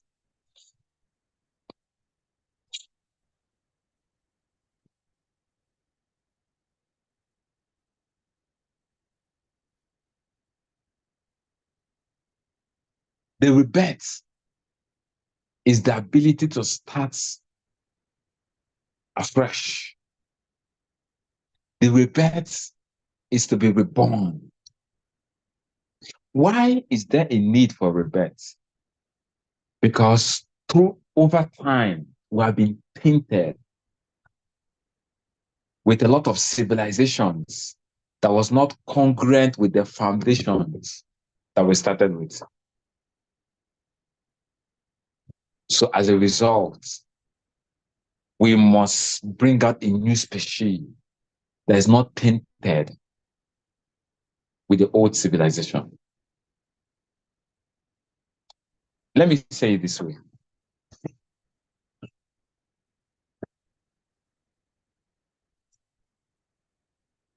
Let me say it this way. Please confirm you can hear me. Confirm you can hear me.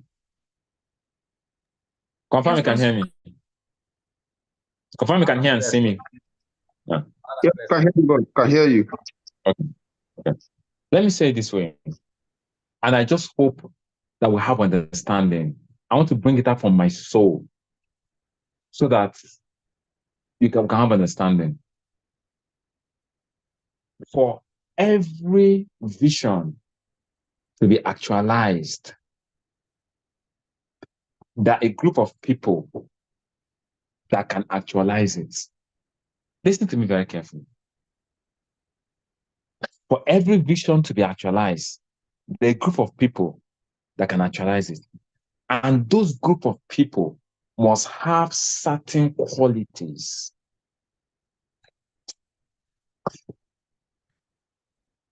Let me take the United States of America, for example. There are two leading parties, the Democrats and the Republicans. The Democrats, they hold a certain view. The Republicans, they hold a certain view. The party that gets to the White House is that they will bring their views and their culture to dominate the American space. I need to understand something. The party that wins will bring to bear on the nation their policies, their views, and their cultures. Their views are divergent, even though they're in one country. The Republicans have their views, the Democrats have their views. Now, if the Republicans win, they will bring their views to dominate the culture of America. If the Democrats win, they will bring their views and their ideologies, their culture to dominate the culture of America. In every vision that must be achieved, the people that will achieve it must have that culture. However, visions are not achieved because somebody said a vision is achieved. Visions are achieved because a group of people imbibe a certain culture, a certain ideology. God help me, God help me, God help me to communicate this. In every territory, there is a culture that rules that territory.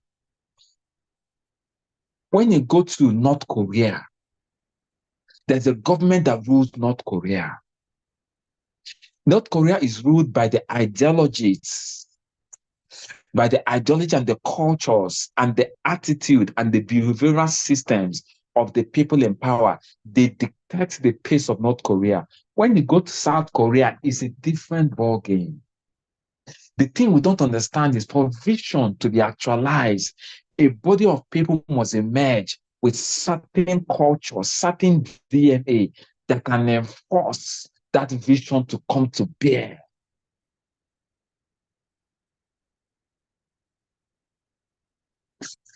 If a group of people does not emerge with certain belief systems, certain cultures, the vision of that will not be embedded in the society.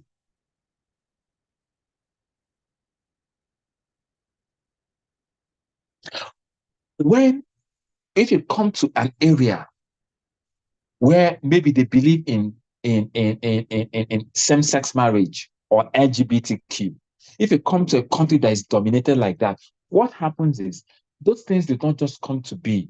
All of a sudden, a quorum of people came together and agreed, yes, we can endorse this character. We can endorse same-sex marriage. We can endorse it.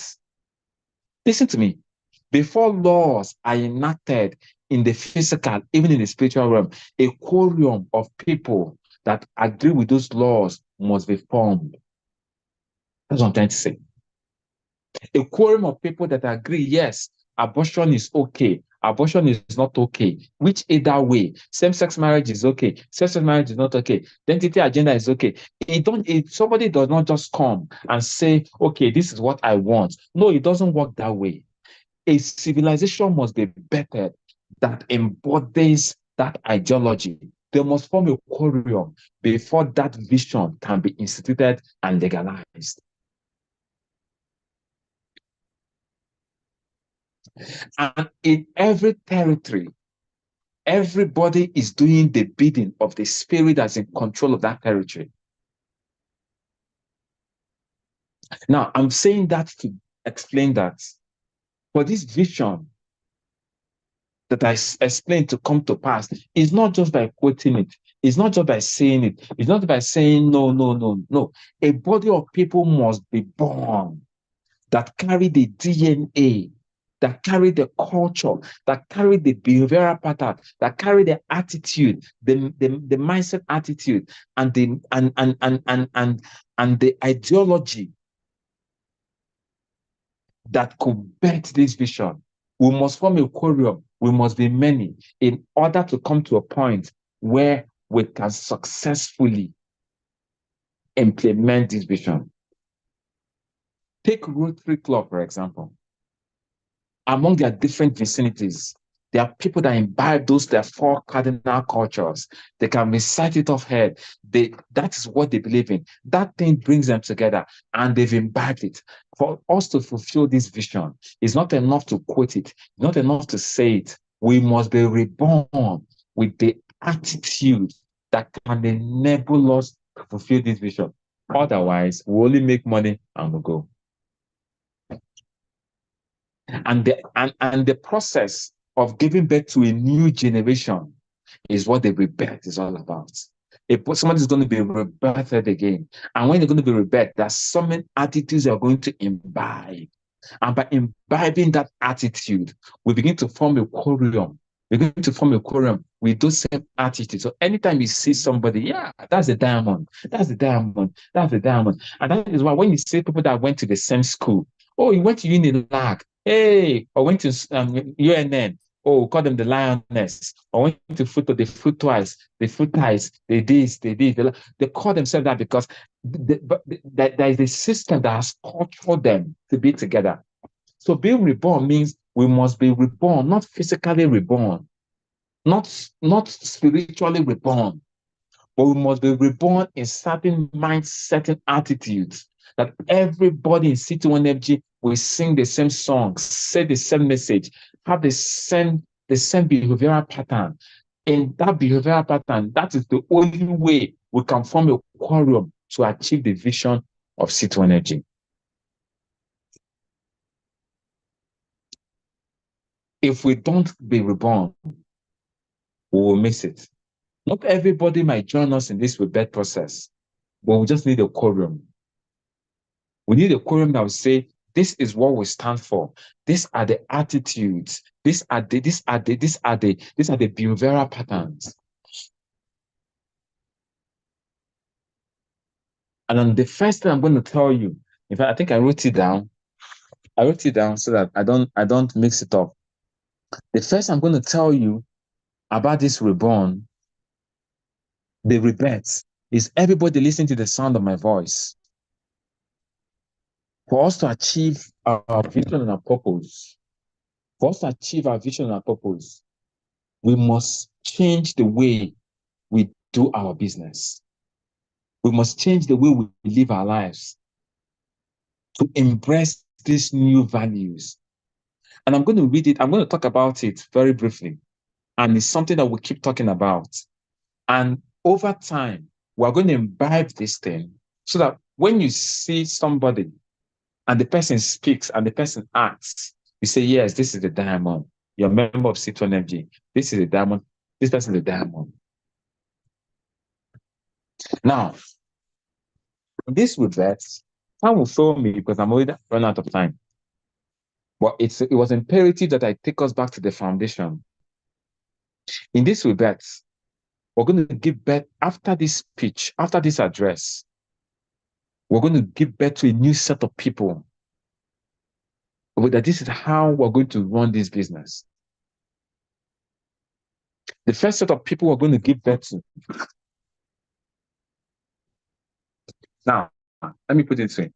The first set of people in this rebirth, the people the people that we're going to give birth to are people that their ideologies, their character was aligned when I'm about to say. The first one is a people who are interested in the development of other people rather than in personal aggrandizements.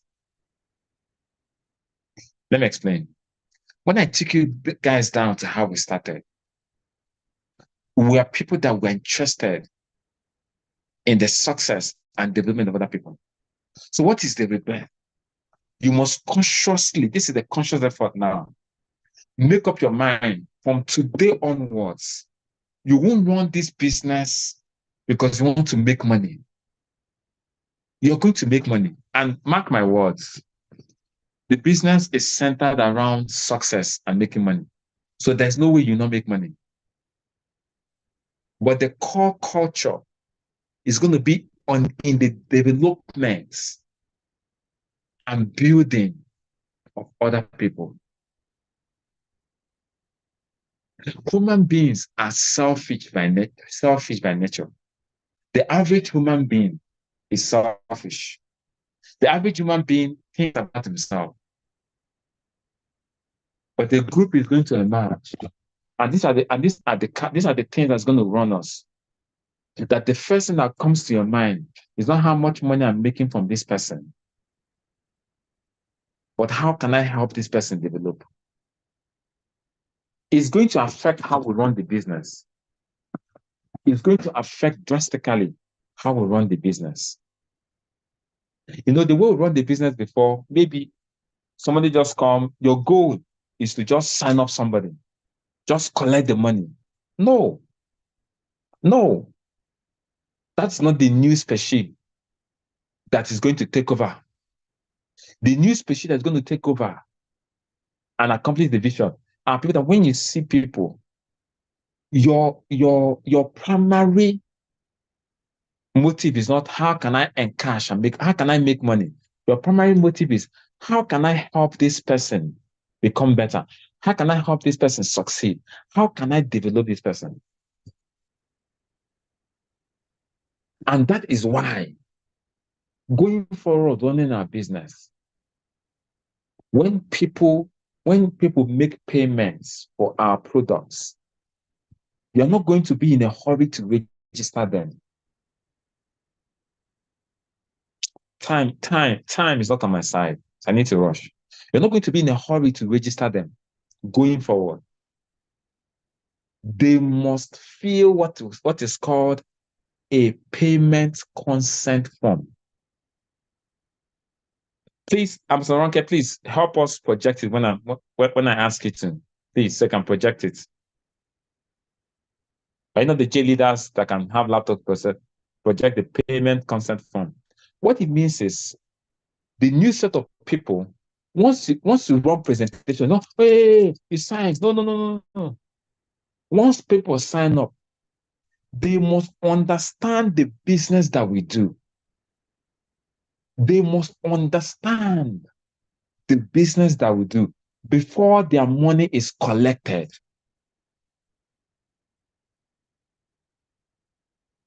Somebody will say, no, is it that somebody wants to pay? Oh, no, they can pay their money, actually. But before their money, not before the money is collected, they can pay, actually. Because if I didn't pay immediately, I won't be here. They can pay. But before they are encoded or registered, you must make sure that they understand the business that we do. And if they're not ready to do the business and they want to collect back their money, you will return back their money. If they say, okay, let me use it and get products, you will collect their products. We are not going to be hustlers anymore. People must understand the business properly. And they must sign, before you register anybody,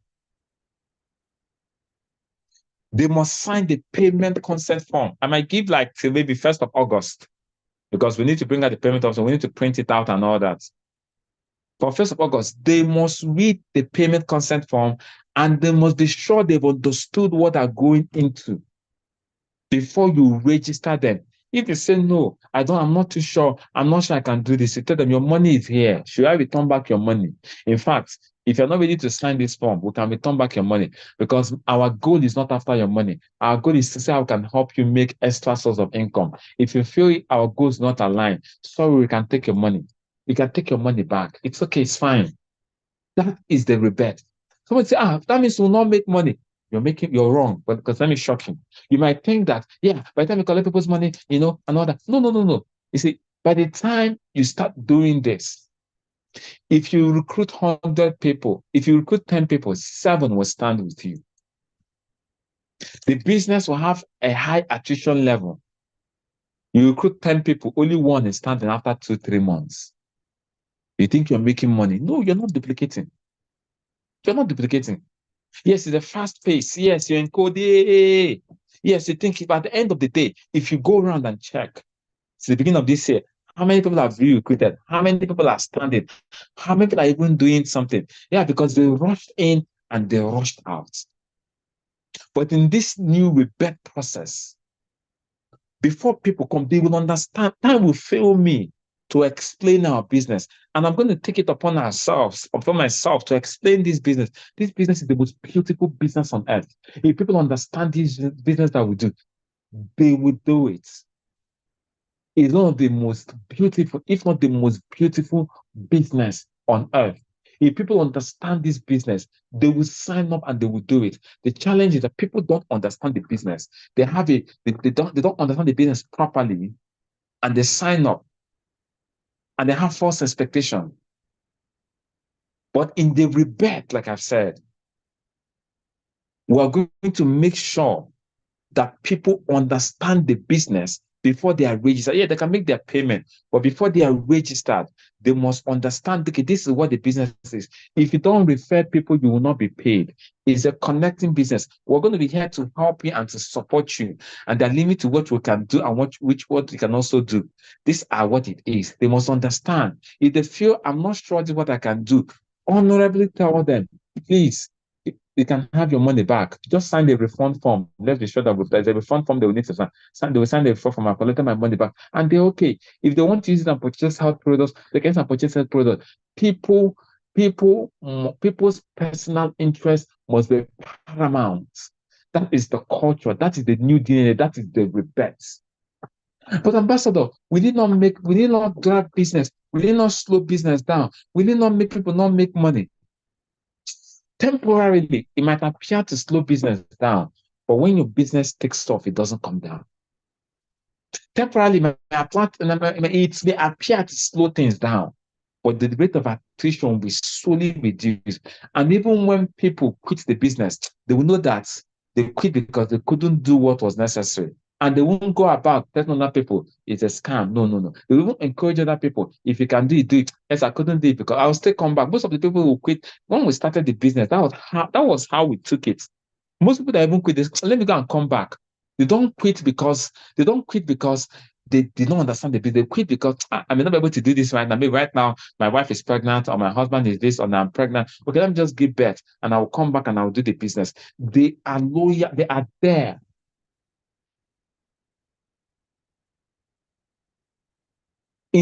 At the beginning stage, it might appear like it dips. The business kind of dips, but give it some time. When you have somebody, you have somebody. When you have a teammate, you have a teammate. When people are there, they know why they are there. They will catch the vision. They will run with it. Your attrition level will reduce massive, and over time, you will duplicate and you'll build leaders. But gone are the days where before you know somebody's saying, no. You must make sure that the person understands the business. It's a network marketing business. You must refer people, but they must understand the leverage. That makes us have a lot of responsibilities. Even all the G leaders I'm speaking, they already know. Everybody is going to go into practically, our job now, including me. Our job. Our job now from the month of August is explaining the business properly. Because if people understand this business, they will do it. Even when they tell them, take back your money, if they understand the business, they will bring their money and say, sign up in this business. I know you're paid though. But if you're not ready, if you don't understand it, we can refund your money now. Just fill a form and it will be refunded. Maybe in 24 hours it can be refunded. No problem, you're not forced. 90% of them will say, yeah, let's do this thing. And when they say let's do, they'll be willing to put in the required energy level to get this business up and running. So going forward, maybe we're going to start from 1st of August, so we can have time to fine-tune it, print out this thing. Before you register somebody, the person must read the payment consent form. So I'm going to ask Ambassador Ronke, are you ready? Can you help yes, us boss, with it? Yes, I'll share it now. I'll share it. Can you share it in the Word document and read it and let everybody understand it? Please take it away, please.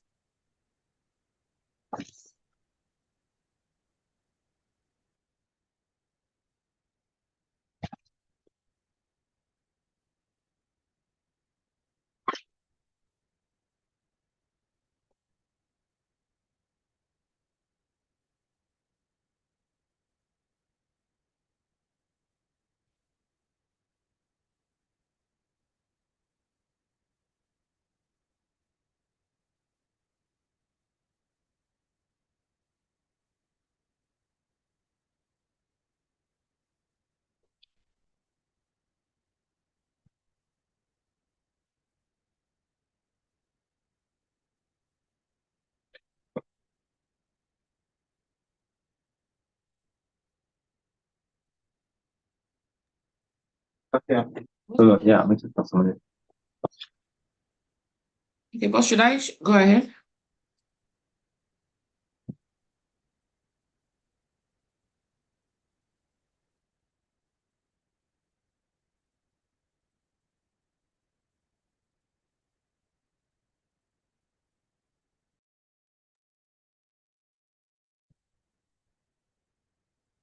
I can't see Ambassador Ronke. Are you having network issues? Oh, I shared it and I thought you said I should take it off. Let me put it back on. No, I said take it. Before. I said share it and explain it. As in read it through. That's what I mean. Read it through. Just read it through. Let everybody. Okay, boss. All right, I'm sharing. If you can see, just go to comments and say I can see. If you can see the document, please just go to comments and say I can see. So I'm sure that it's being projected. Okay, fantastic. All right, so this is the payment content from the ambassador is talking about. I'll just go through it. Okay, so the person will write the dates, and then their details, full name, address, phone number, email address. Please make sure that they fill every single part of this. Okay, and then name of our business, company name, Diamond Project Alliance Emotion Global, address, contact person, phone number, payment details, how much they paid, that's the amount paid, the payment method. So how did they pay? Did they pay through transfer? Did they pay through POS? Did they pay through cash? How did they pay? The date that they paid, description. So what did they pay for? Did they pay for Megaverse, Maxiverse, Preferred Pack? What did they pay for? It should be written there, okay? Now, to the agreements and content proper. By signing this form, I, the undersigned, acknowledge and agree to the following terms and conditions. Number one, I understand that the payments made to Alliance Emotion Global Nigeria Limited or a distributor of Alliance Emotion Global Nigeria Limited for the product service described above is non-refundable under any circumstance. Number two, I have thoroughly reviewed the products and service details and I am fully satisfied with my decision to proceed and purchase. Number three, I acknowledge that I have read, understood, and accepted the terms and conditions provided by Alliance Emotion Global Nigeria Limited regarding the product service. Number four, I understand that once this payment is made, I cannot request a refund. And Alliance Emotion Global Nigeria Limited is under no obligation to provide any form of reimbursement. Number five, I have attended a seminar conducted by Diamond Project Alliance Emotion Global, fully understand the business model and willing to accept to join the business. I also acknowledge that if I don't refer anybody to the business, I will not earn any income. Number six, I agree to hold the Diamond Project Alliance Emotion Global harmless from any claim or dispute arising from this transaction, including but not limited to legal actions and police reports. By entering into this agreement, I consent to protect, promote, and abide by the rules of the Diamond Projects and Alliance in Motion Global. I confirm that I am of legal age and I have the legal capacity to enter into this agreement. Signature, so the person signs. That's yes, signature. Person signs their signature. They write the dates that this is being done, and then you, as the person who is bringing them into the business, either their upline, their sponsor, you are bringing them in. You must also add your signature and your name and the dates to this agreement. Okay, so that is it. All right, Ambassador. Thank you. Thank you so much, Mr. Ronke. Thank you so much. I appreciate this.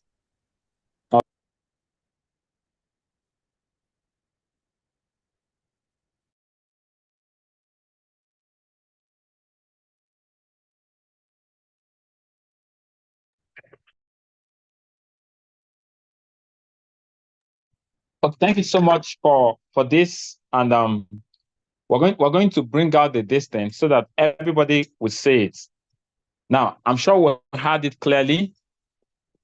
Now, but from 1st of August, before anybody is registered into this business, they must read this and they must sign the payment consent form. And also, as they're signing it, you must give them their products immediately. You must give them their products immediately before you register or encode anybody into this business. They must see this. Now, what this thing means is, gone are the days where you just get somebody and you don't explain the business properly for them. You're just all after, okay, let me just encash and make money. No. By the time they are reading through this, they will now begin to ask questions. And if they read through that and they say they don't want to sign, tell them, please, look at your money. We've not even encoded you. We've not even registered you. Please carry your money and go. No problem. It was nice working with you. It was nice coming with you. We are no longer going to be hustlers. We are going to be intentional builders. And like I said, some people might say, oh, this thing you're saying, it might drag business a while. But the honest truth is, you're building something that will outlast you. Please confirm you can hear me. Confirm you can hear me. Confirm you can hear me. Okay, boss. All right.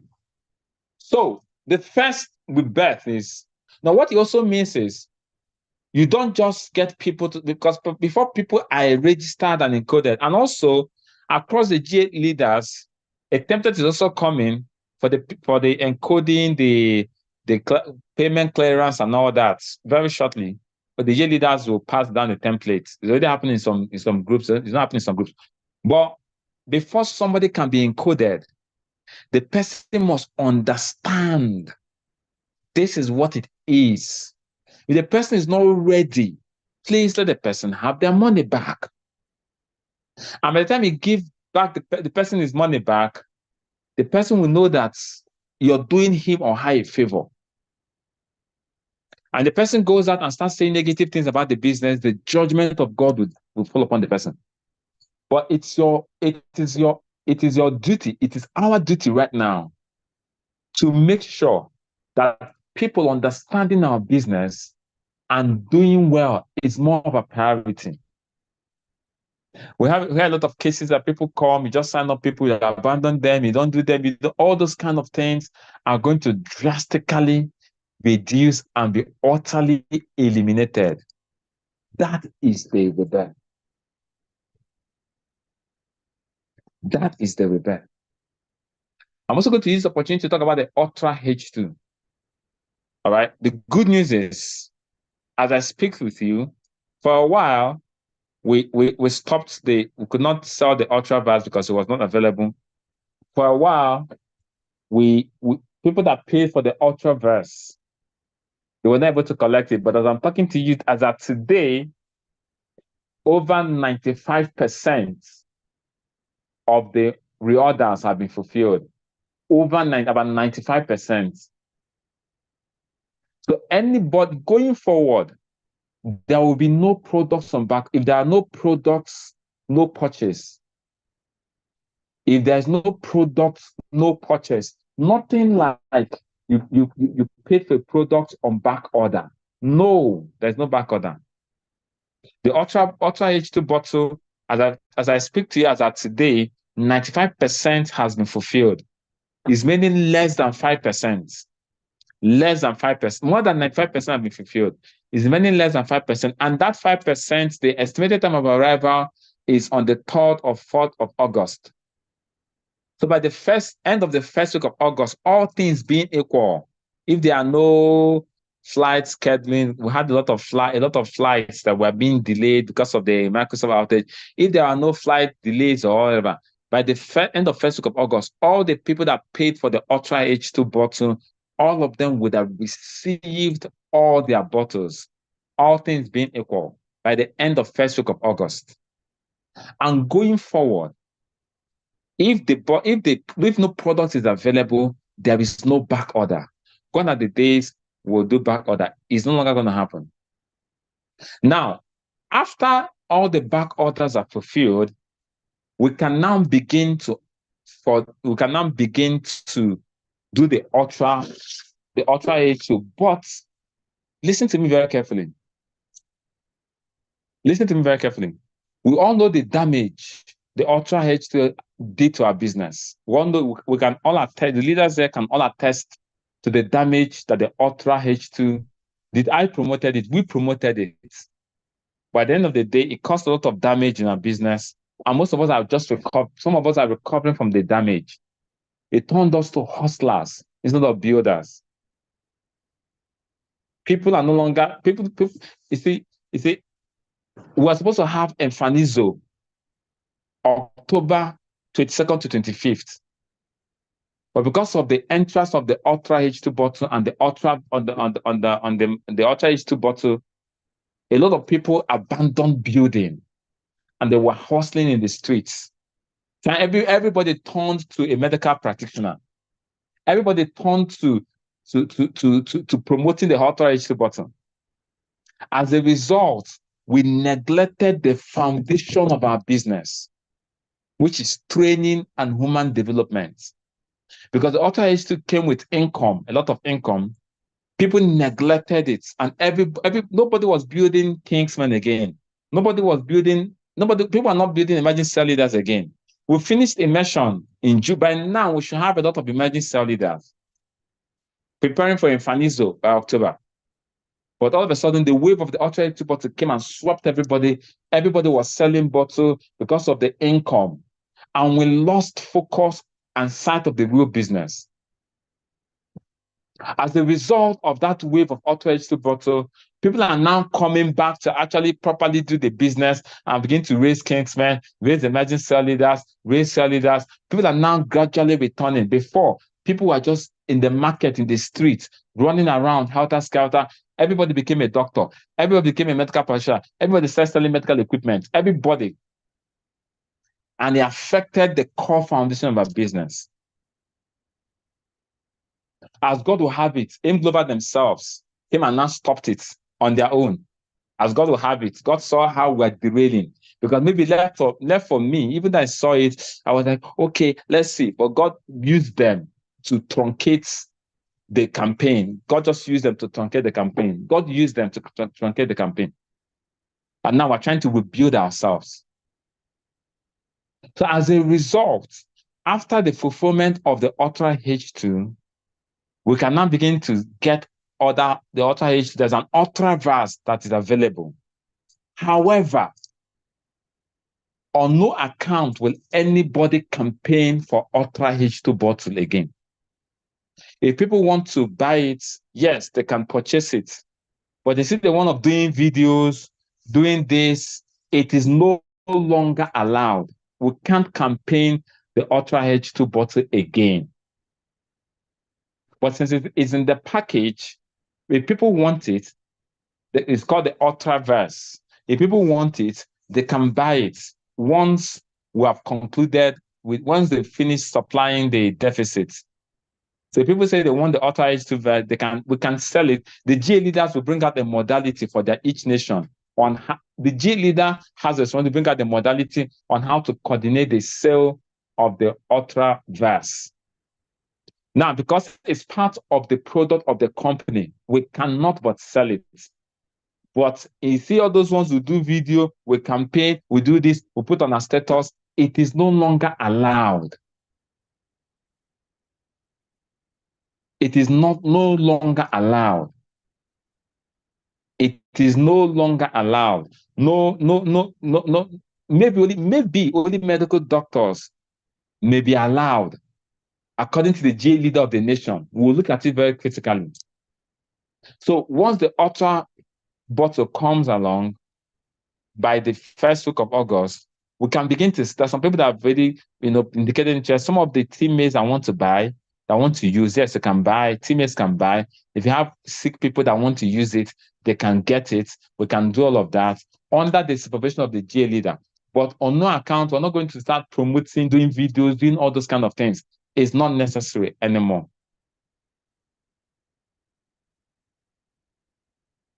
So that we can focus on building the business. We can focus on building the business, building the basic foundation, the active partners, the kingsmen, the emerging cell leaders, the cell leaders. We still have the Maxiverse, we still have the other verses, we still have all the other products running. And if people want the Ultraverse, they can get it. We are not boycotting the sales, no. If people want the Ultraverse, they can get it. People that are sick and they need the bottle and they want the bottle for their health, they can get it as long as it's available. But that promotion and campaign and going around telling everybody turn to medical equipment seller, it's no longer going to happen. But like I said, and we can still, once the Ultraverse is available, we can still sell it. For those that, for teammates that want it and want to buy it, for the downlines that want it, that want to buy it, for prospects that need it for their health, they can buy it as long as it's available. But you see that promo of, yeah, everything is authorized bottle, campaign, we will no longer do it because it affected our business negatively. People may have made money, but we were not building. We are not hustlers, but we are builders. We're here to build a business that will stand the test of time. We're not here to hustle to make money. We're not here to solve to make money. We're here to build leaders that will stand the test of time. And as a result of this Ultra H2 bottle that came and disrupted our business, thank God for the management of AIM Global that put a stop to it, that had to stop, as in truncated the way it was going. As a result of this Ultra H2 bottle that took everybody's attention, unfortunately, it is sad, it's with sadness of heart that I announce to you that Enfanizo has been extended. The Enfanizo that was supposed to happen on the 22nd to 25th of October can no longer hold because everybody was out there selling bottles. Nobody was raising emerging cell leaders. Nobody was raising kingsmen. People are not raising active partners like they ought to. When we came out of immersion, everybody's goal was to become emerging cell leader, become emerging cell leader. Everybody that went to immersion wanted to become emerging cell leader. The bottle came in between the way. Everybody that wanted to sell one bottle, wanted to get the get 5 promo, get 3 promo. All of a sudden, nobody is growing, nobody's becoming emerging cell leader. And guess what? We've not raised the quorum for Enfanizo. And there's no Enfanizo in October. Whereas Enfanizo is still going to hold, but we need to take time to rebuild for now. Because Enfanizo is for emerging cell leaders, and we need to build a quorum of emerging cell leaders. It cannot be where 2 or 3 are gathered. It's going to be massive. And each G8 nation, listen to me, each G8 nation, each G8 leader with his nation must have a quota in that Enfanizo. Otherwise, their nation is at stake. Let me explain. Every nation, we have G8 leaders with 8 nations. Every nation with a G8 leader has a quota I'm going to allot to them. The 8 different nations with their GA leader, they have a quota I'm going to allot to them, which they must produce for Enfanizo. Otherwise, there's an existential threat on the nation itself. Because if you're a nation, there is a minimum amount of emerging cell leaders you have to bring to Enfanizo. Otherwise, you may cease to be a nation. So the burden goes back on the GA leaders right now to make sure that they go to the grassroots and make sure they are raising emerging cell leaders to save their nation. Otherwise, we're no longer 8 nations, we're 7 nations, we're 6 nations. We don't want that to happen. But the honest truth is, every GA leader is tasked with the responsibility of going to the grassroots and raising emerging cell leaders in order to meet their quota system for the Enfanizo that will happen at a later date. So everybody should go back to the grassroots, go back to start building Kingsmen. It starts getting active partners, start building Kingsmen, and start raising emerging cell leaders. It's sad to announce that Enfanizo that was stated for 22nd to 25th of October is no longer holding.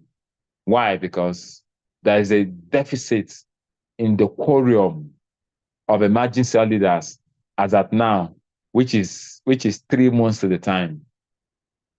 This is 3 months to the time. This is less than about 3 months to the time.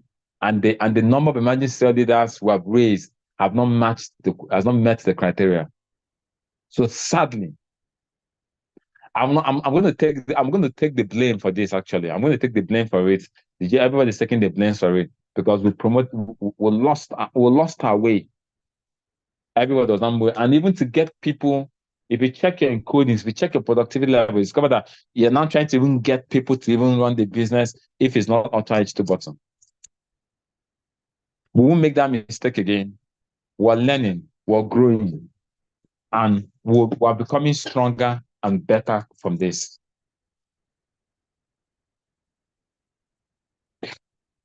Time is no longer my side. I've not finished this for the Rebirth. So there might definitely be a Rebirth part 2. It's almost 7:30, and we can't continue. I can't continue more from here. But Enfanizo will happen at a later date that will be announced. By end of first week of August, all the Ultra H2 back orders would have been fulfilled. 95% is already available. So if you don't have your thing, 95% is already available. By end of the first week of August, everybody that paid would have collected. Then we can start selling the Ultra H2, which is called the Ultra Vast. We can start selling it, but we'll not fall into the mistake where everybody now turned to a medical doctor. Everybody now became a medical practitioner. Everybody started selling medical equipment. And as a result, it affected the core of our business. This is a Rebirth. And I'm going to round up by saying this. And this is a charge to all the GA leaders. I've already told them this. They already know. The Rebirth is about going back to the core. I took a lot of time. Even though it affected what I'm supposed to say, I didn't finish my training, but it was necessary that we'll go to the foundation of this business, how we all started. I took a lot of time to delve into the foundation so that you can understand what made us start, how we started. And we're all going back to the foundation of this business. As I close, this is an important statement I'm going to have to make. At the foundation of this business, listen to me very carefully. At the foundation of this business was anchored on a personal relationship basis. That was when we started in 2016. We had this camaraderie. Everybody were together. And our business grew 2017, 2018. It was expanding massively until COVID struck and we entered into Zoom. Zoom has its advantages. Without Zoom, we can't be having this meeting. Zoom has its well-known and cut-out advantages. But Zoom also has its disadvantages. The core foundation of this business is personal development. And it goes back to belly-to-belly transaction. What it means is that everybody listening to me in C1FG, you have to default. We're going to go back to the hub settings where everybody will have that personal contact at the office. We're going to go to the point where we're now promoting the offices. We're going to start promoting the offices again. Everybody starting the business, you must run from an office. You must come to the office. There must be this belly-to-belly building. People, J leaders are going to, I've told the J leaders are going to bring out the time. There has to be that day communication, physical communication. Physical communication. Zoom is going to be there, but it will not take the place of physical one-on-one communication. One-on-one communication. Your GA leaders are going to be available, physical one-on-one communication. Due to the inability for them to be everywhere at the same time, they can be physical in a place and they can project in the offices, and people come to the offices. It's not like I'm broadcasting, but people will be in the office. We're going to go back to that belly to belly, that one-on-one impact, that soul-to-soul connection, that personal touch. Network marketing thrives on personal touch. You must have that personal touch for the business. So going back to that personal touch, we're going back to when you get somebody, you hold the person precious and you begin to disciple that person. Time will fail me. That means we may have to have another meeting on this Rebirth, because there are 7 protocols of the Rebirth. I've only touched number 1. But it's better that we get it, even if it means touching one after the other. It's not an overnight process. But the Rebirth is the mindset that we have. I've only touched number 1 from what I've written here, only number 1. But time is no longer on our side. But as I close, I want to implore every one of you that is listening to the sound of my voice. I want to implore every one of you that is listening to the sound of my voice. Rally round the vision. Make up your mind to be reborn. Make up your mind to be passionate about the development of other people. Primarily, I can guarantee you will make money.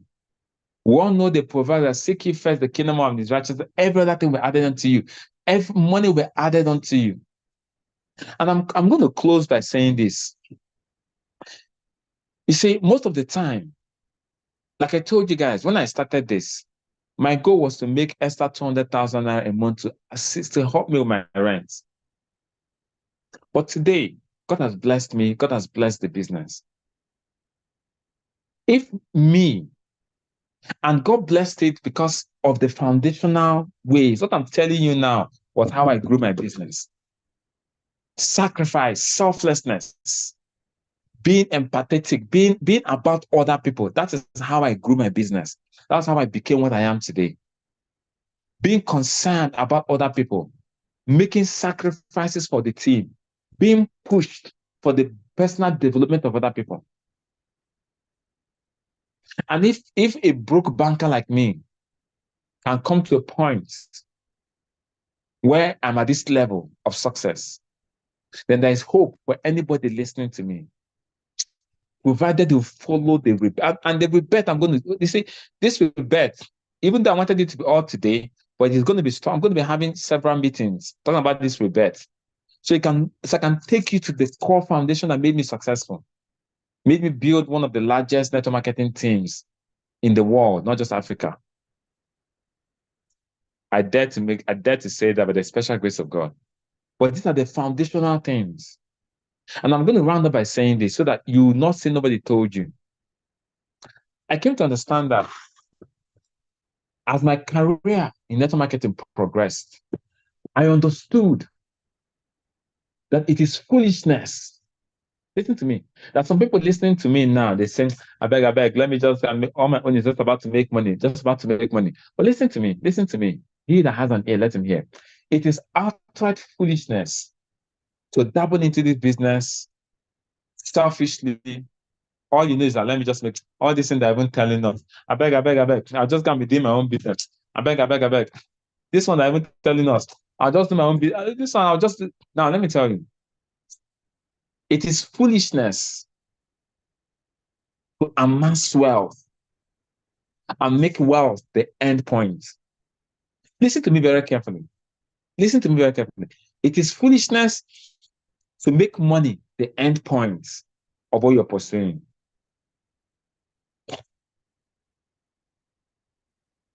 It is foolishness for all your endeavor in life to be about naira and kobo. It is gross foolishness.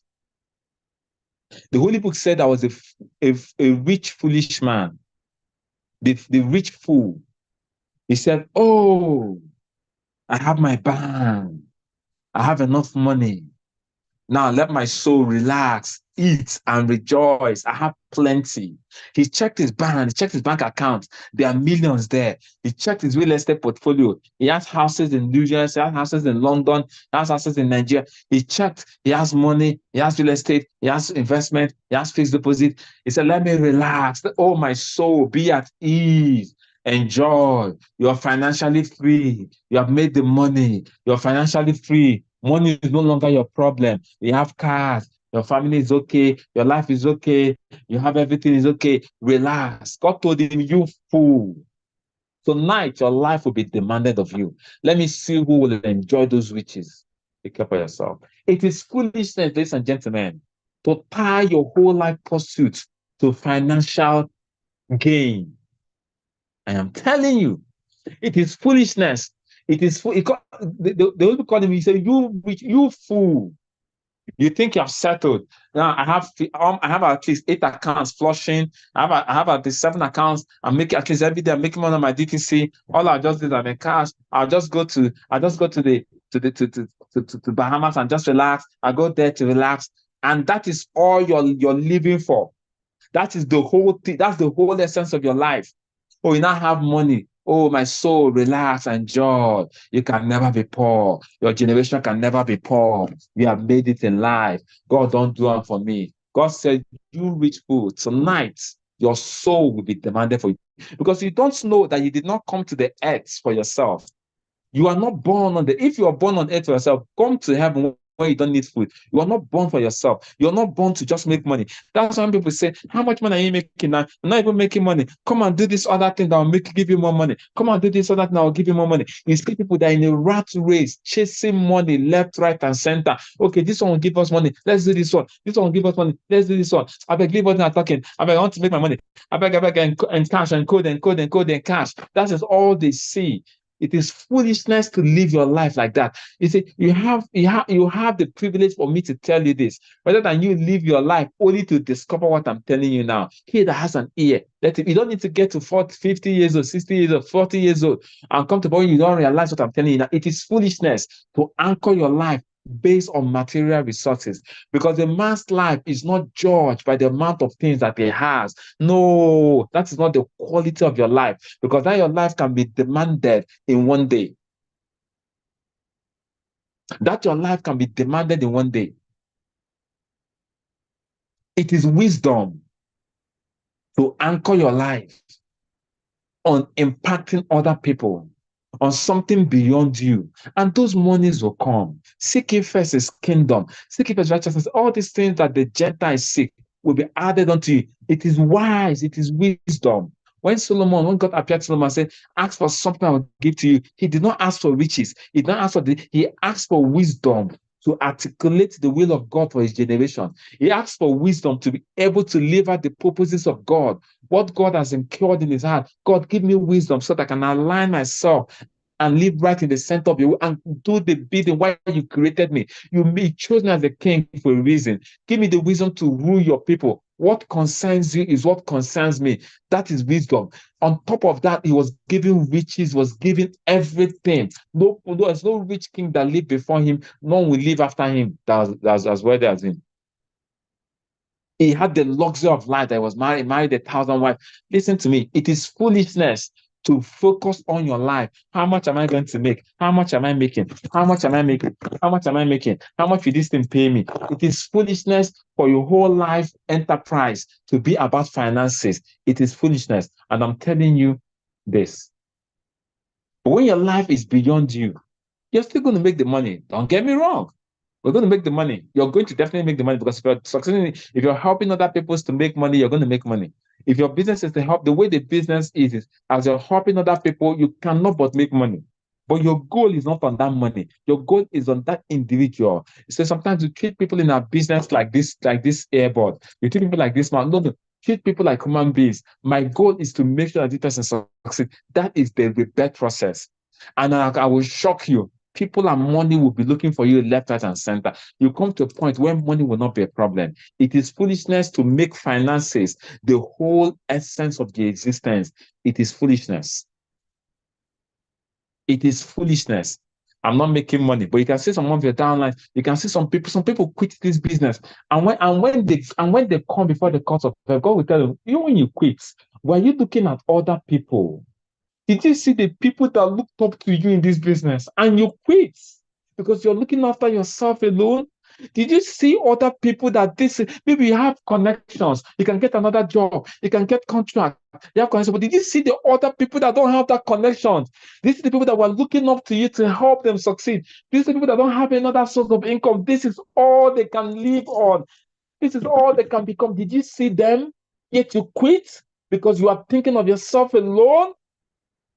It is foolishness for selfishness to be the main purpose of existence. A life lived for self is a life not worth living. Write it down anyway.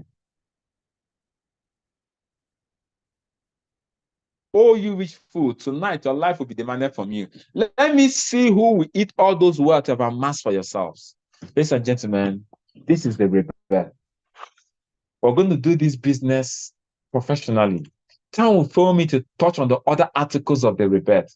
That means I'm going to be having more of this training so that we can understand the rebirth. But the first rebirth is being human conscious, not just about money. That's why I salute most of us here. You may not be making the much money, but when you look at your downlines and they're making the little money, you're excited. Your life is worth more than whoever that is making all the money. Because when this life is rounded up, your life is weighed in the amount of people's life you affected. I'm not here because I want to make money.